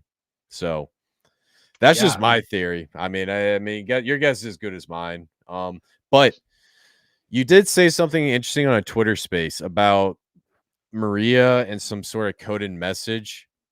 I think Yes. yeah, I was curious to hear your theory on that. Oh, it's not a theory, it's facts. Like, it's, yeah. So Maria, so I'm in a chat with like some of the whales for Teddy, right? And so this is kind of how I got this. And if you go to the original, what's it called, GitHub for Atropa that we found, do you remember how they had all the different names, right? So it was a bunch of different wallets, and then it would be like equals Tom Brady. So wallet A equals Tom Brady, B is Barry Bonds, and whoever. And it would just kind of go down, and it would randomly label all of these wallets as some nonsense, some name, right? And so while it was kind of in the bottom, while things were bottoming out and kind of all gross, somebody found out that she was actually, and that was also when Maria, this is maybe a month, 2 months ago, when Maria was just saying gibberish, and everyone was like, what the heck is she saying? Like, and she would say stuff like, Tom Brady needs to add liquidity, like, and then she'd say something like right after that, like, Barry Bonds is getting on my nerves. It's like, the heck are you saying? Like, none of this shit makes sense. Well, if you actually went back and like would go back to the names that she labeled everything, a lot of it made sense. And she was literally speaking to wallet holders, right? So she would say, like, and I don't know if it was Tom Brady, but she would say, Tom Brady, you need to add liquidity, right? With your Teddy. Like, we can't pump Teddy until Tom Brady adds liquidity, right? And so it's like, and you're not paying, you don't know what that means. It's like, this bitch is crazy. But once you put the pieces together, like, oh, this like, this is really smart, right? So Right. then if you noticed, the Teddy spread before that happened was awful. The holder spread, there was people like 15% of supply, 9% of supply, absurd amounts, because of the way that when people bought it. I mean, we can go over to the launch when that happened, but when people bought it, it was just a crazy. People didn't know what they were buying when they bought Teddy. They were swapping in with like down or something crazy, and we didn't even know how much down was worth. We were just like playing around, so people just ended up with crazy supply. I know Sonny got a lot of supply of a lot of tokens, and so that's kind of just how it happened. And so a lot of people are like, the heck do I do with this? Like, I can't. I want this to succeed, and I've talked to these people, but like, how do I dump 15% of the supply? Like, this is absurd. Good for them, by the way. Like that. Yeah. What is the market cap? I'm curious how much money they have right now. Oh, and was it Teddy? Yeah, so 15% of like 12 million. What is that? About 1.5 million. Yeah, so awesome. Yeah. That's super dope. Yeah, congrats on. But they couldn't even pull that out. There's not even enough in liquidity right now. So Yeah. Anyways, so but then if you actually start looked after that, I'm in these chats with these people, so we kind of started figuring it out. Like, oh, hey, we got to do this. Everyone added liquidity, right? Like, oh, boom, and not just a little bit. Like, they chunked in their bags with everything. It was kind of wild to see. And so, I mean, you got huge Teddy pairs with like, I mean, everything. Teddy's paired with literally everything on chain now because the Teddy whales just decided, all right, let's do it. Let's add liquidity. And some of them are yanking. You know, I'm seeing it here a little bit, but for the most part, like they've been really conscious. I think that they're working through the passive, which is pretty neat. I mean, just overall the community, and of course, you're going to have the bad apples that are just going to dump on everybody. But the more people that are adding liquidity and contributing that way, it's protecting against those bad apples. So it's kind of like a good versus evil fight. Like the more you think about it, and Teddy has like a lot more good going on that I've seen in any other meme token ever, really. So it's Wow. really bullish, and the community is like really stepped up. And I mean, yeah, the whole chain really has been just liquidity. Like it's awesome to see. You got PTCG adding stuff. You've got the Teddy community doing it. The Tang gang literally created a whole DEX for their token, and adding, you know, concentrated liquidity. So I mean, the whole chain is just kind of working together in the community to like pump stuff, and it's pretty crazy. I mean, and then the other day, I just was talking to a guy who's from Lazy Lions. My next door neighbor, growing up, turns out he's a Lazy Lions admin. Had no idea about anything. And there's a Lazy Lions page on NFT, like you know, on on NFT on Pulse, right? You can go buy it and sell it, and the owner of the Lazy Lions can set it up and earn royalties from the trades, right? And so I was just like telling him the onboarding that is still to come. Nobody, very few communities have moved over. The Grace currency has. Um, I don't know who else really has. We've seen BBL get active, but we've seen more and more. But I feel like there's just going to be a period where it's just the floodgates open, and when that happens, it's just going to be absolutely like insane. The onboarding potential that PulseChain has is, Well, it's genius. Like it's crazy. yeah, I'm sure absolutely. it's jarring to really think about. Like I think a lot of, and especially the people who have been degenning and meme coins and doing, like, I think hopefully you've done as well as I have. It's kind of crazy to think that we're like at the bottom. Like it's weird. Like it's weird. Like it's anyways, yeah, I mean, we're in a Yeah. really good place. That's all I Yeah. have to say. Yeah, man. I think the craziest story is we hit like anywhere between 100 to 300x, depending on when you get in on Pedi at the bottom of the pulse chain chart. How crazy is that to think about, especially with that Pedi run? And also, I mean, go ahead. yeah. It's just wild. I don't know what's happened. I really don't. It's been like a sixth sense. Like everything I touch, I probably shouldn't say that. Like I don't mean to be arrogant. I'm not trying to say it like that. It's just been, I have been truly blessed on this chain, with everything. I mean, I was the first person to create the Teddy pair, right? That's how early I got in on Teddy, right? And so early, like early, like one of the first probably 10 people to buy it. It's kind of absurd. Um, yeah, and then the PDI Wow. thing. Yeah, and then the PDI thing. You've got PRS. Um, Hmm. it's just crazy. Like, and there's something different going on here. There's something brewing. And I've always, you know, and what I've done too, that's been, and I'm actually going to make a video like how to get 100x, blah blah blah, like because I've actually done it now, right? But it's the degen game on PulseChain is just unbelievable. It's different. It's so much more going on, and the people who are just utility maxis, they're just completely missing the boat, unfortunately, because all the people who are going to be coming over here are going to be the BNB people, the ETH people, and it's going to be the degens, right? Like, what are they going Right. to be purchasing? And so, kind of, and I am a degen. That's where I came from, as BNB and some of that shitcoin ecosystem from back in the day. So I know that community, and so if you can kind of think about where they're going to be going, like what are the new people who are going to be coming into the chain? What are they going to be liking? Um, I think you're in a good place. Like I'm just now getting to the point where I'm researching Hedron and Icosa. Like those are OG community projects, and I'm 6, 7 months in, and I haven't even looked at them.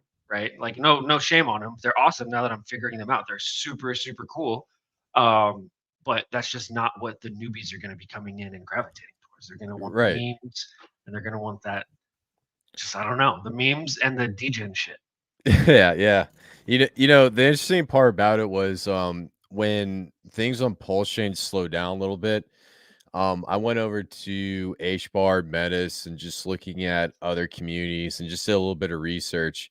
And the crazy part about it is if you look at some of these chains, dude, the degen shit is popping everywhere. It is getting crazy. But compared to what we have on the Pulse chain, it's like peanuts. We have the Pedi, we have the Atropa, we have the PRC 20s. We have so much going on. And like for example, I'll give you an example, Metis. Metis has a token called VMOM after Vitalik's mom, because Vitalik's mom is basically one of the founders of Metis. Okay. Like the amount of degeneracy it's out there. I think the big part is the onboarding issue. And the thing that I notice is the Hex maxis like to play this game where they're like, okay, all I'm going to do is talk about Hex and Pulse chain every single day. And I'm going to change this algorithm so that anybody who's in Hex and Pulse chain will see my stuff, but anyone in XRP, anyone in Metis, anyone in H-bar, anyone in Solana won't see this stuff unless you go and you debate them on another YouTube platform. And that's where they mess this up. And so that's the one thing I notice is like some people are like Pulse chain. Oh, I heard of that. Or I had a few people ask me like, what's going on with the Pedi over there on Pulse chain? So you see the point, and I do agree with you when it comes to anything degen. Pulse chain's definitely the way. Now, getting into my next question. So do you think we'll see another Pedi pump since we just saw Bear exploding from I believe it was Beers going on crypto banter? Oh yeah, definitely. I mean, I think it's just a matter of time. There's got to be there's a couple things. So we've got. I'm curious how much.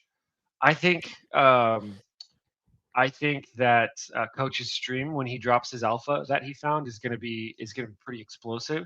But I mean, you never know, right? And it's nothing new. It just confirms a lot of what we already thought, right? Kind of thing. But of course, you'll still have the maxis come up with some way to say that it's not like legit, right? So who knows? But yeah, I mean, I think that there's just a lot that still has to happen. I don't know what the game plan is, but I think I don't know. There's just so many things that Richard Hart has done to where I think that there's a plan, right? Even if we never found some of the stuff that Coach found, there's got to be some way to get it going. Which, by the way, I've been telling everybody to buy ink lately in case we need to vote to figure out what pairs get put on PulseX, because that could very well be a something that we need to do. And now I feel like ink is giga bullish. Like that, out of all the Richard Hart tokens, that's the one I'm most giga bullish on, because that chart looks like early Pedi chart, straight up, like straight down. Like, and that Pedi chart that we got was a money, and it was at those levels when it was just like literally down, and it looked like a giant freaking like L. Like it was literally what it was. And so I think if you were to buy $100 and then that thing goes up to parity, it's like you're at a hundred. Is it you're at a ten You're thousand? talking Yeah, it's 100x. Yeah, or if it goes to all time high, that alone going to an all time high is 100x. Um, so from these points right now, and it was a okay. 300x from before this pump. Yeah, so I'm giga bullish on ink, and I think that there's gonna be that use case that's in there as well, like every other DEX has. I mean, that's just how the DEXs work. Is the rewards token is usually the voting token, right? So I mean, we could be wrong, and if we're wrong, that would suck. So you always got to take that with a grain of salt. But if we're right, I mean, a small bet could go a long way. And then the other thing too, if that's going to be the case, I would imagine Richard Hart probably has the pieces set up to where, like, no matter what anybody votes, if he wants to vote for Pedi, like he'll have the ink to vote for Pedi, right? Like I would imagine he's the one providing most of the liquidity and earning Yeah, a lot of ink with his passive. So if there is some plan to need votes, right. he's probably accumulating in some sort of wallet that's not connected to PulseChain or him that nobody knows, so he can plug in whatever he would need to do. So I would imagine that's the case, but still, if he doesn't have that, the more the people that vote for Pedi, the better. And who knows what else we could vote for in the future that could be fun. Teddy Bear. I mean, Teddy Bear could be on there. I mean, who knows? Who knows? If I think the community, and especially with this community being as like passionate about that as they are about their projects, like I think just people wanting to hold ink to put those votes out for their tokens, I think Right. will be a really awesome use case. So more than other dexes, right? Other dexes, who cares? But here, if that comes out, that's something that could be pretty nice to have. So we'll see. But there's Yeah, still a man. lot of speculation. Absolutely. Hey, can you still hear me? You're kind of glitching out a little bit. Okay, I Yeah. can see you now. You're good. Hey, so here's the other thing I also noticed about the I guess we'll call it PulseChain sociology, even though I'm not a big fan of sociology whatsoever. I see major factions on the PulseChain. Let's keep it real here. We got the Maxis, we got the was it the PulseChain fraternity, Power City, Liquid Loans, Fiat, and then we got the Tangang community, and then we got the Pedi community, and then we got like the other altcoins that don't want to be in the weird infighting. So like SparkSwap, and I see a lot of other altcoins that kind of just do their own thing and build. Mm-hmm. We got these factions going on here, and when it comes to getting yield farm opportunities listed on PulseX, I see there's going to be a huge fight between different communities. Is that what you're seeing? I think that could potentially be coming along. Yeah. And that's why I think the token is giga bullish. Yeah, 100%. That's kind of what I was saying, and you brought up even more than I was thinking. Right, I was thinking people were gonna, there's people that have sacrificed who knows what. There's Mintra out there. There's still Mintra stands, and the HOA, the Tangang is gonna want to get in there for sure, and they're aggressive. they fight. So it's gonna be interesting to see for sure. We'll see if that even happens, right? So Yeah. gonna be some drama, some more PulseChain drama every day. Yeah, man. There's always PulseChain drama, man. That's what keeps it fun. Definitely, But it's like high school sometimes. yeah, man, I feel it. I feel you. But just what you're saying, like if you guys want, basically, if incentive token gets announced to be the main DAO token on PulseX, this thing's going to skyrocket, and it's going to be a phenomenal opportunity. And with it being rock dirt cheap, and we're about to get into the bull market, maybe there's nothing wrong with buying a little bit of a bag and just sitting on the sideline, and just wait and see what happens. Plus, if you're in the Pedi community, there's a good chance that we might see this weird DAO aggressiveness in fighting on Twitter, and that's what I'm predicting. I could be wrong. I've been wrong about stuff before, so I like your point on H-nomics. I think it's important that more people get it, and the appreciation will be awesome behind it. Now, on top of that, the other thing I want to talk to you about, have you been tracking any other 4 wallets? Have you been tracking any other 4 tokens outside of like Pedi, Atropa, and Bear? Anything that you've seen?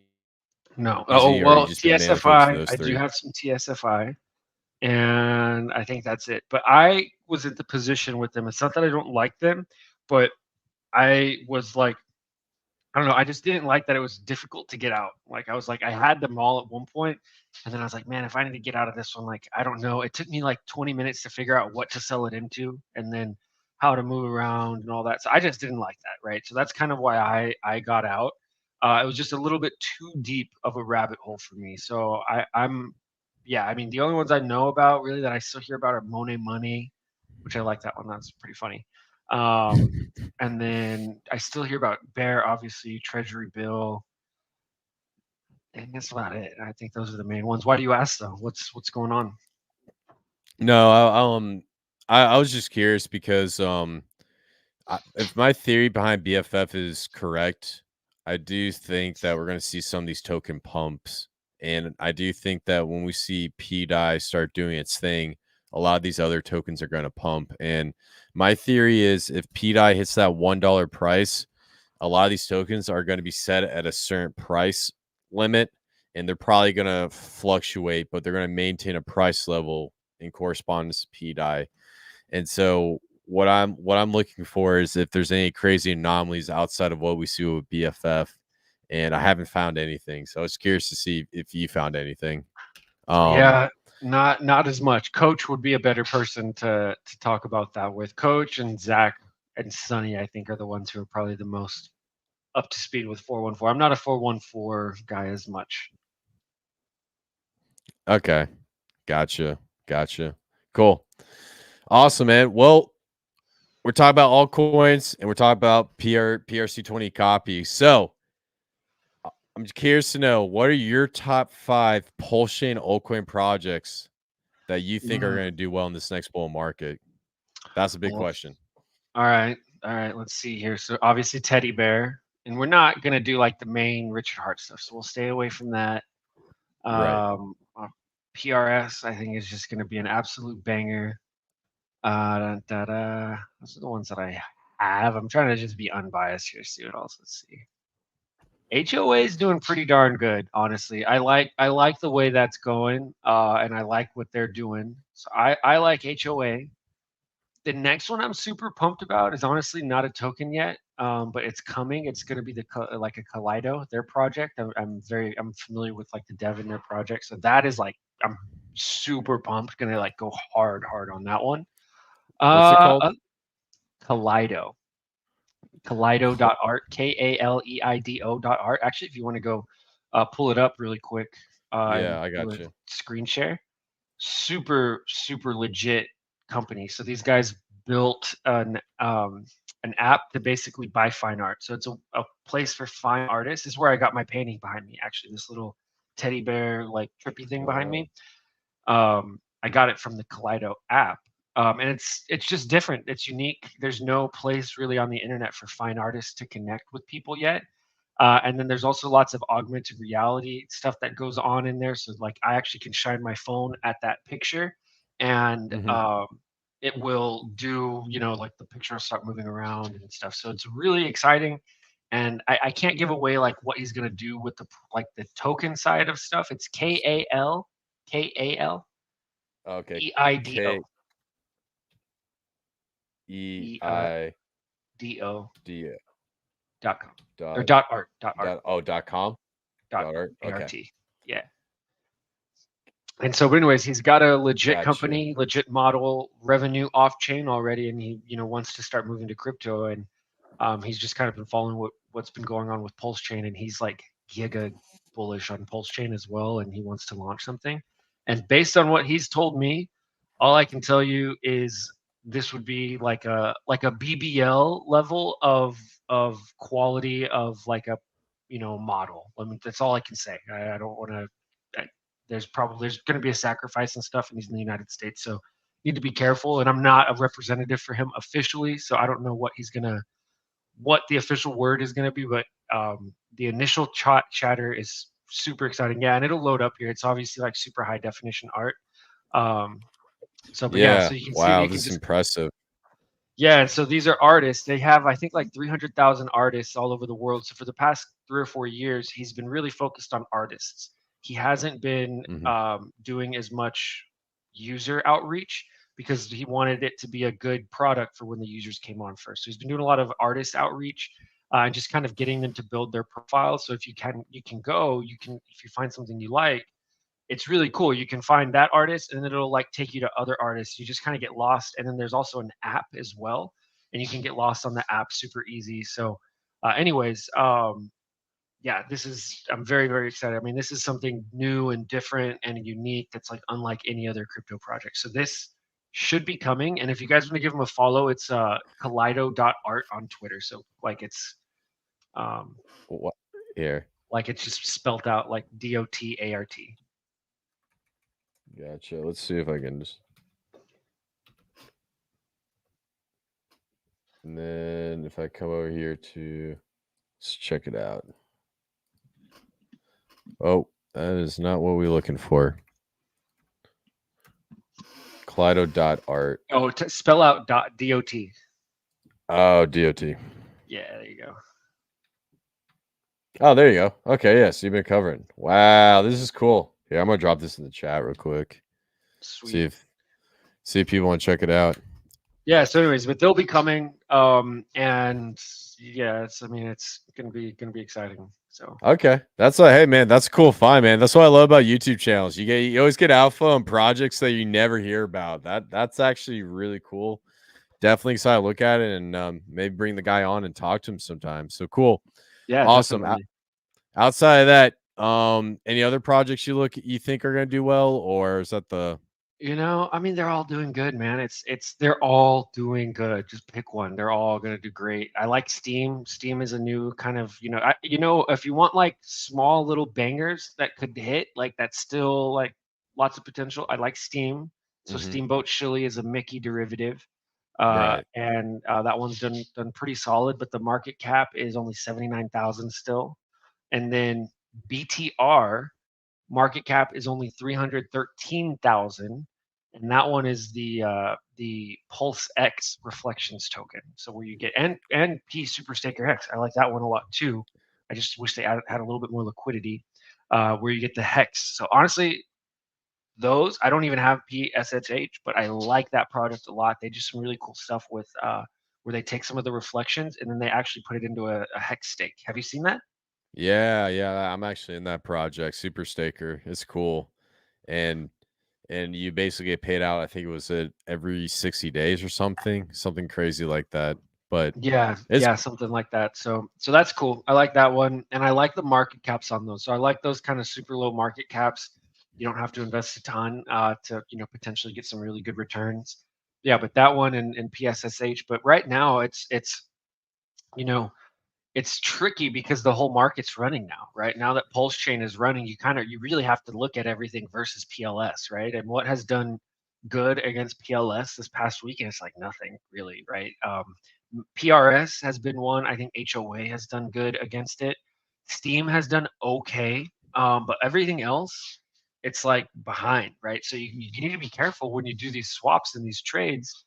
If you're chasing, from bear right now into Pulse or Pulse X, like you're down from where you would have made that trade a couple of months ago or a couple of weeks ago. Even though Teddy Bear's up a dollar amount, you're still losing on that. So you really need to, if you are going to be moving stuff around, like I wouldn't recommend that. I would just buy liquidity if that's what you're going to do. Just don't even mess with it, and get in both of them.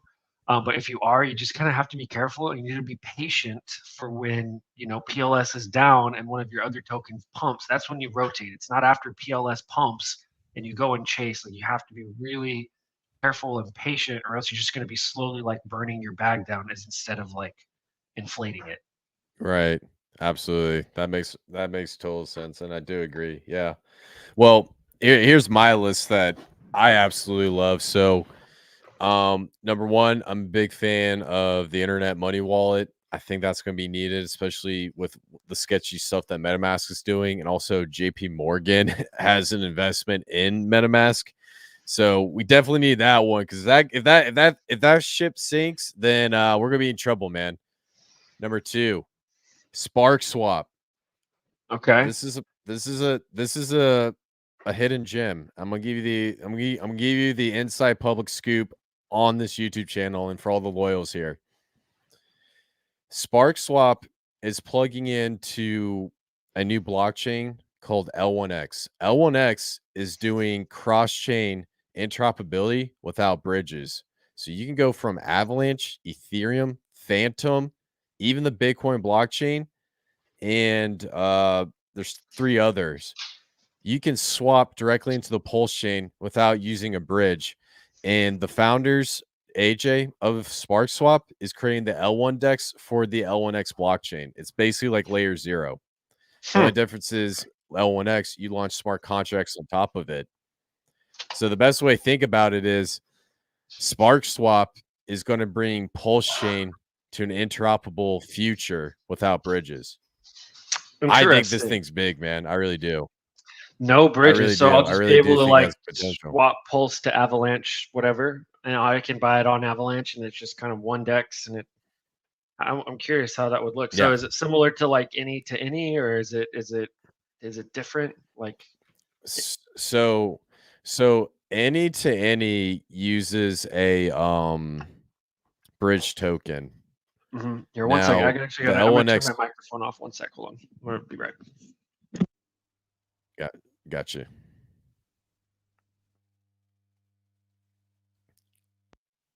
Can't hear you. Oh, there you go. Now can you hear me? Okay, there you go. Yeah, I can hear you. Right, Yeah. perfect. Yeah, sorry, you started acting funky, but anyways, we're good. Yeah. So any uses a bridge token. So you take one token and you bridge it through, and that's how the value comes in. Now, what's interesting about SparkSwap is you have liquidity pools through L1X. So you put up tokens, and using those tokens, you can do like cross-chain swaps. So they're talking about like doing like possible well, basically you put up the tokens and you earn yield through the fees through the cross-chain swap. So on the Avalanche side, you basically put up your Avalanche tokens, and anyone who wants to swap in and exchange and grab that token and use on that blockchain, you just earn fees when you put it up. And so So it's that's like the single-sided staking. yeah, and then they also have liquidity pools and LPs that you can do for certain pairs through Okay. L1X. And so what SparkSwap is doing is they're setting it up so that they become extremely liquid, so that they have enough pulse through their decks that you can swap through and it'll connect to L1X. So Okay. it's an interesting concept, but don't get me wrong. I love the any to any. I love what the Pantheon did, and I always firmly believe that we need like multiple routes in and out. Yeah, I think that 100%. I think that the PulseChain bridge, it's a great fail safe, but it's not going to be efficient to the future. I think any to any is a great route. I think the SparkSwap bridge from Arbitron to Pulse and then binding Smart Chain to Pulse is a great route. I think this L1X is going to cement us from being gate kept from the rest of the communities. So that's the theory. I think you should check Gotcha. it out. Yeah, I'll check it out. I've heard a lot about SparkSwap. So yeah, and the thick liquidity they needed. That's the thing with any to any is the liquidity. It's an actual DEX trade, right? So you swap from whatever Pulse chain to AVAX. You're going from Pulse to paper token on a DEX, and then paper to AVAX, and so you're dealing with the slippage cost, right? So you need really high liquidity for that. There is a time and place for those trades, right? You need to get into a chain like super fast. But yeah, if it can have thick liquidity and instant bridges, I mean, that's kind of like the holy grail. Yeah. Yeah, that's why I think it's going to be a great play. And also on top of that, um I do think it's something PulseChain really needs. And I think L1X, when it launches, it's at a $22 million market cap. This thing's going to compete with Layer Zero. Layer Zero has all this VC funding backing it. L1X doesn't. L1X is like the PulseChain equivalent to Ethereum. You know what I'm saying? So Layer Zero is like that big dominant player. And the crazy part about this is they're launching these smart contracts on top of L1X because it has like an EVM. Layer Zero doesn't have this. All Layer Zero is doing is doing these cross-chain swaps with like liquidity from each chain. L1X, you can actually launch dApps on top of and whatnot. And I heard something that they're trying to do something where you can, don't take my word for it, but they're trying to make it so that you can transfer like smart contracts and projects very, very quickly that are EVM compatible, which would be absolutely huge. That would be the biggest game changer. And to put this in layman's terms, That's if how they're able, Harmony was. what's up? I think that's what Harmony did. And there's Harmony. I did a ton of research on the L1s in the past one. There's Harmony, Casper, I think were the two. They Mm-hmm. made it basically seamless to where you could essentially just literally migrate your project over to their chain with like a click of a button. Super easy. Oh, and XDC was another one that did that. Okay, so you know Yeah. about it. Okay, so Yeah. basically they bring that over. Okay, so that makes sense. Okay, man, that's crazy. So cool. And those were super cool. Like those did really well. But I mean, I don't know. A lot of them were institutional, right? Like that's the problem where they're just the institutions get involved and they're just going to dump on you. So I actually like that this is more ground up. So and it's just their website, Layer1X, their Twitter page, Yeah, Layer1X. and it's spelled out ONE. Yeah, Layer1X, I and got you. then I think the website would be L1X.com. Let me And so see. they haven't launched yet. No, they're launching at the end of this month. It's actually Okay. this is a project I'm actually getting into hardcore. I haven't really been posting about it on Twitter because I see a lot of bigger names. They're always like watching for my plays now. So they won't go in my YouTube videos and watch them all, but they'll go on my Twitter and steal my stuff. So it Yeah. is what it is. Yeah. It's always fun. Yeah, interesting. I'll have to check it out. Yeah, I'll post it So in the will they comment have a below. token on PulseChain, or will it be all ETH? That's a good question. It's gonna be they're gonna have a token on all those blockchains, I'm pretty sure. And then I need to ask AJ that because I'm pretty sure if they're gonna be going through Pulse, then yeah, they should have L1X on PulseChain. Yeah. Well, the cool That would thing make is it's sense. super easy to bridge over and make a pair here. So Yeah. yeah, that's awesome. So Like super easy to yeah, bring man. any ETH token over here. I like that. Yeah. Yeah, that's cool, man. Yeah, so yeah, those are my big plays. Now, let's talk about some PRC 20 token copies and we'll wrap up this live stream. So I love PRC 20 token copies. I love to speculate. Everyone's got a favorite. I'm pretty sure Rap BTC's one of the community's favorite PRC 20. We got hit with some FUD through that Richard Heart video. What's your thoughts on PWBTC? Yeah, I like PWBTC. I after that video, I was a little less bullish on it, but I still like. I don't think that that video was necessarily anything malicious.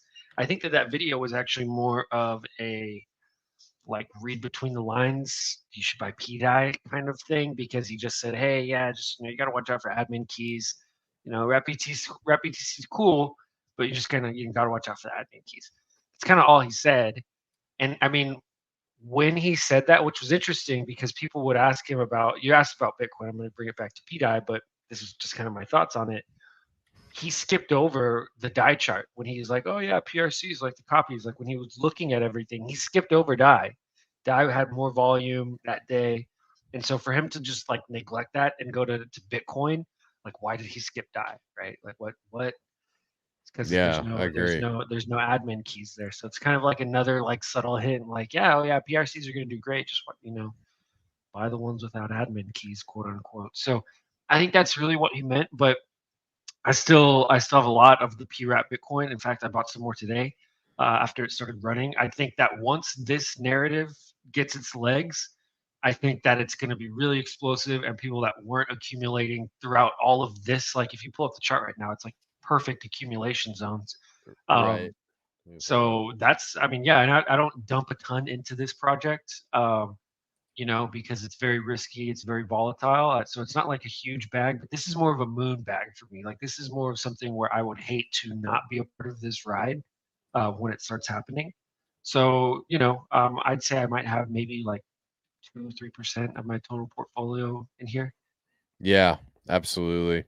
I like the fact that if there's a narrative to get this to parity with with the actual Bitcoin price, that would absolutely be golden. If there's a narrative to say, hey, let's make our BTC and our chain better than the BTC, the actual BTC, that would be even better.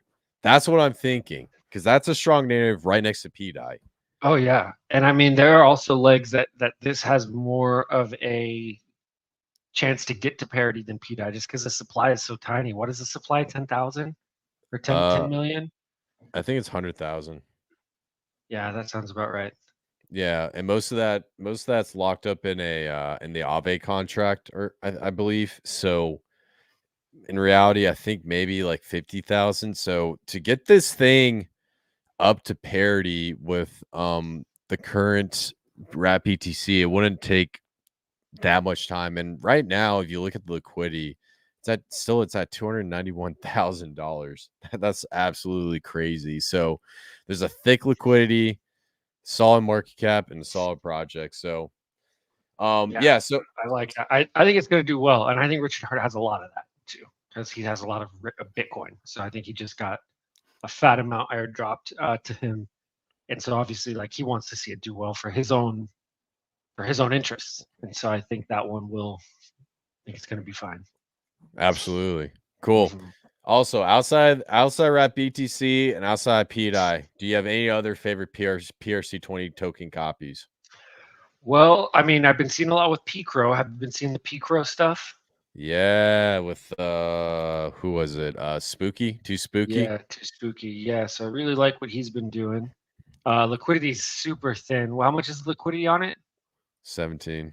17K. Yeah, and what it's like a $4 million market cap. So yeah, so that would be a good one for the Pantheon potentially to add some liquidity to. I think our main focus is Pedi, but honestly, I really like this narrative. I think this is a great one for PulseChain as well, because if Crow gets involved, that's just going to be helpful. But I don't know. I think that might be barking up a dead tree, just because I mean, Crow's part of the scumbag gatekeeper class, so who knows. But I do like the effort, and I think it's a really good initiative. And obviously, if you bought that in like early pump, like you did really good. So, Yeah. but right now, obviously, like with there be only 17,000 or 17, in liquidity, a ton of people could still come and dump that potentially. That's kind of what I'm seeing with it. So you just got to be careful. With those super low liquidity PRCs, you just, little bets can go a really, really long way, and a big bet you can get like super screwed. So you just got to be careful. And then P-Link has been on fire. P-Link has been doing really good. Yeah, let's take a look at that. Yeah, it kind of crashed. So I like what Link has. So I think Sami called Link, and since then it's been kind of it's been running. So what is it, up 2x since really the bottom's there? Probably about 2x. Yeah, let me zoom in a little bit. Take a look at that. Yeah, about 2x from the bottom. Yeah, that's right. So they did good. I think SHIB was another one that started doing good. There was another one that started taking off. And was it SHIB? Did something happen for one of the meme coins to start taking off on PulseChain? Huh. Oh, was it meme coin or a PRC 20? It's a copy. It was a copy. I want to say it was. What, maybe it was Aave? Nah. Well, actually, wait, let me look at SHIB real quick before I skip over.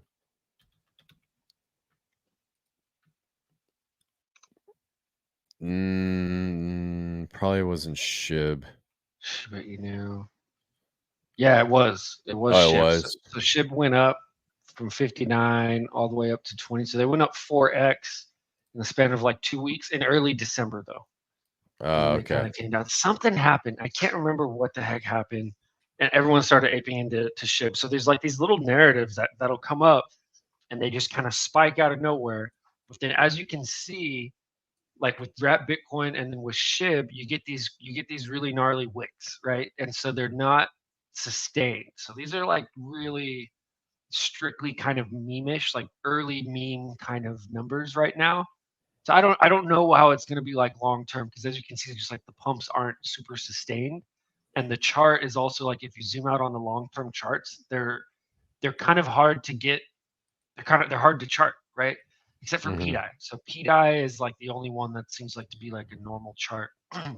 Everything else is just, these are just new types of investments that we've never seen before. So you just got to tread lightly. But I think they could do very well, and any of the main ETH tokens, I think are gonna do fine. So you've got your ETH, Doge, Bitcoin, Link, Aave. I think those are going to be probably the main ones, and of course Pepe. Can't fade Pepe. Yeah, Pepe. Actually, how's that one doing? It's been doing good. Wow. Yeah, I added a bunch of liquidity between Wrap Pulse and Link, because I knew Link was going to have a narrative, and I don't know if I did Pepe, but man, that's awesome. So cool. Awesome, man. Well, good stuff. Well, talked a lot about some awesome stuff. Went into a lot of alpha. Just want to say, man, thank you so much for coming on the live stream. I also want to say thank you so much for all your awesome work behind the Pantheon. I'm personally in the Pantheon, and I have a lot of people in my group that are in the Pantheon. They absolutely love earning that passive income with Bear and Pedi. So keep up the good work, man. And any last thoughts, dude? That's it, man. Thanks for having me on. Thanks for everything. Appreciate you staying on an extra hour too, man. Geez, super legend. And yeah, thank you so much, and looking forward to the next one. Yeah, absolutely. Hey guys, also H-nomics name, click on it. Please subscribe to H-nomics. He's starting up his YouTube channel again. He gets into a lot of really cool stuff on the PulseChain. The guy's a DJ like me. We like to make money. You like to have fun. You like to see people win. So if you guys need another perspective, or you want to see where H-nomics is looking at, I highly suggest you check out his YouTube videos and or live streams. So it'll be really great, dude. And you guys can check him out on Twitter as well. Got down in the description below.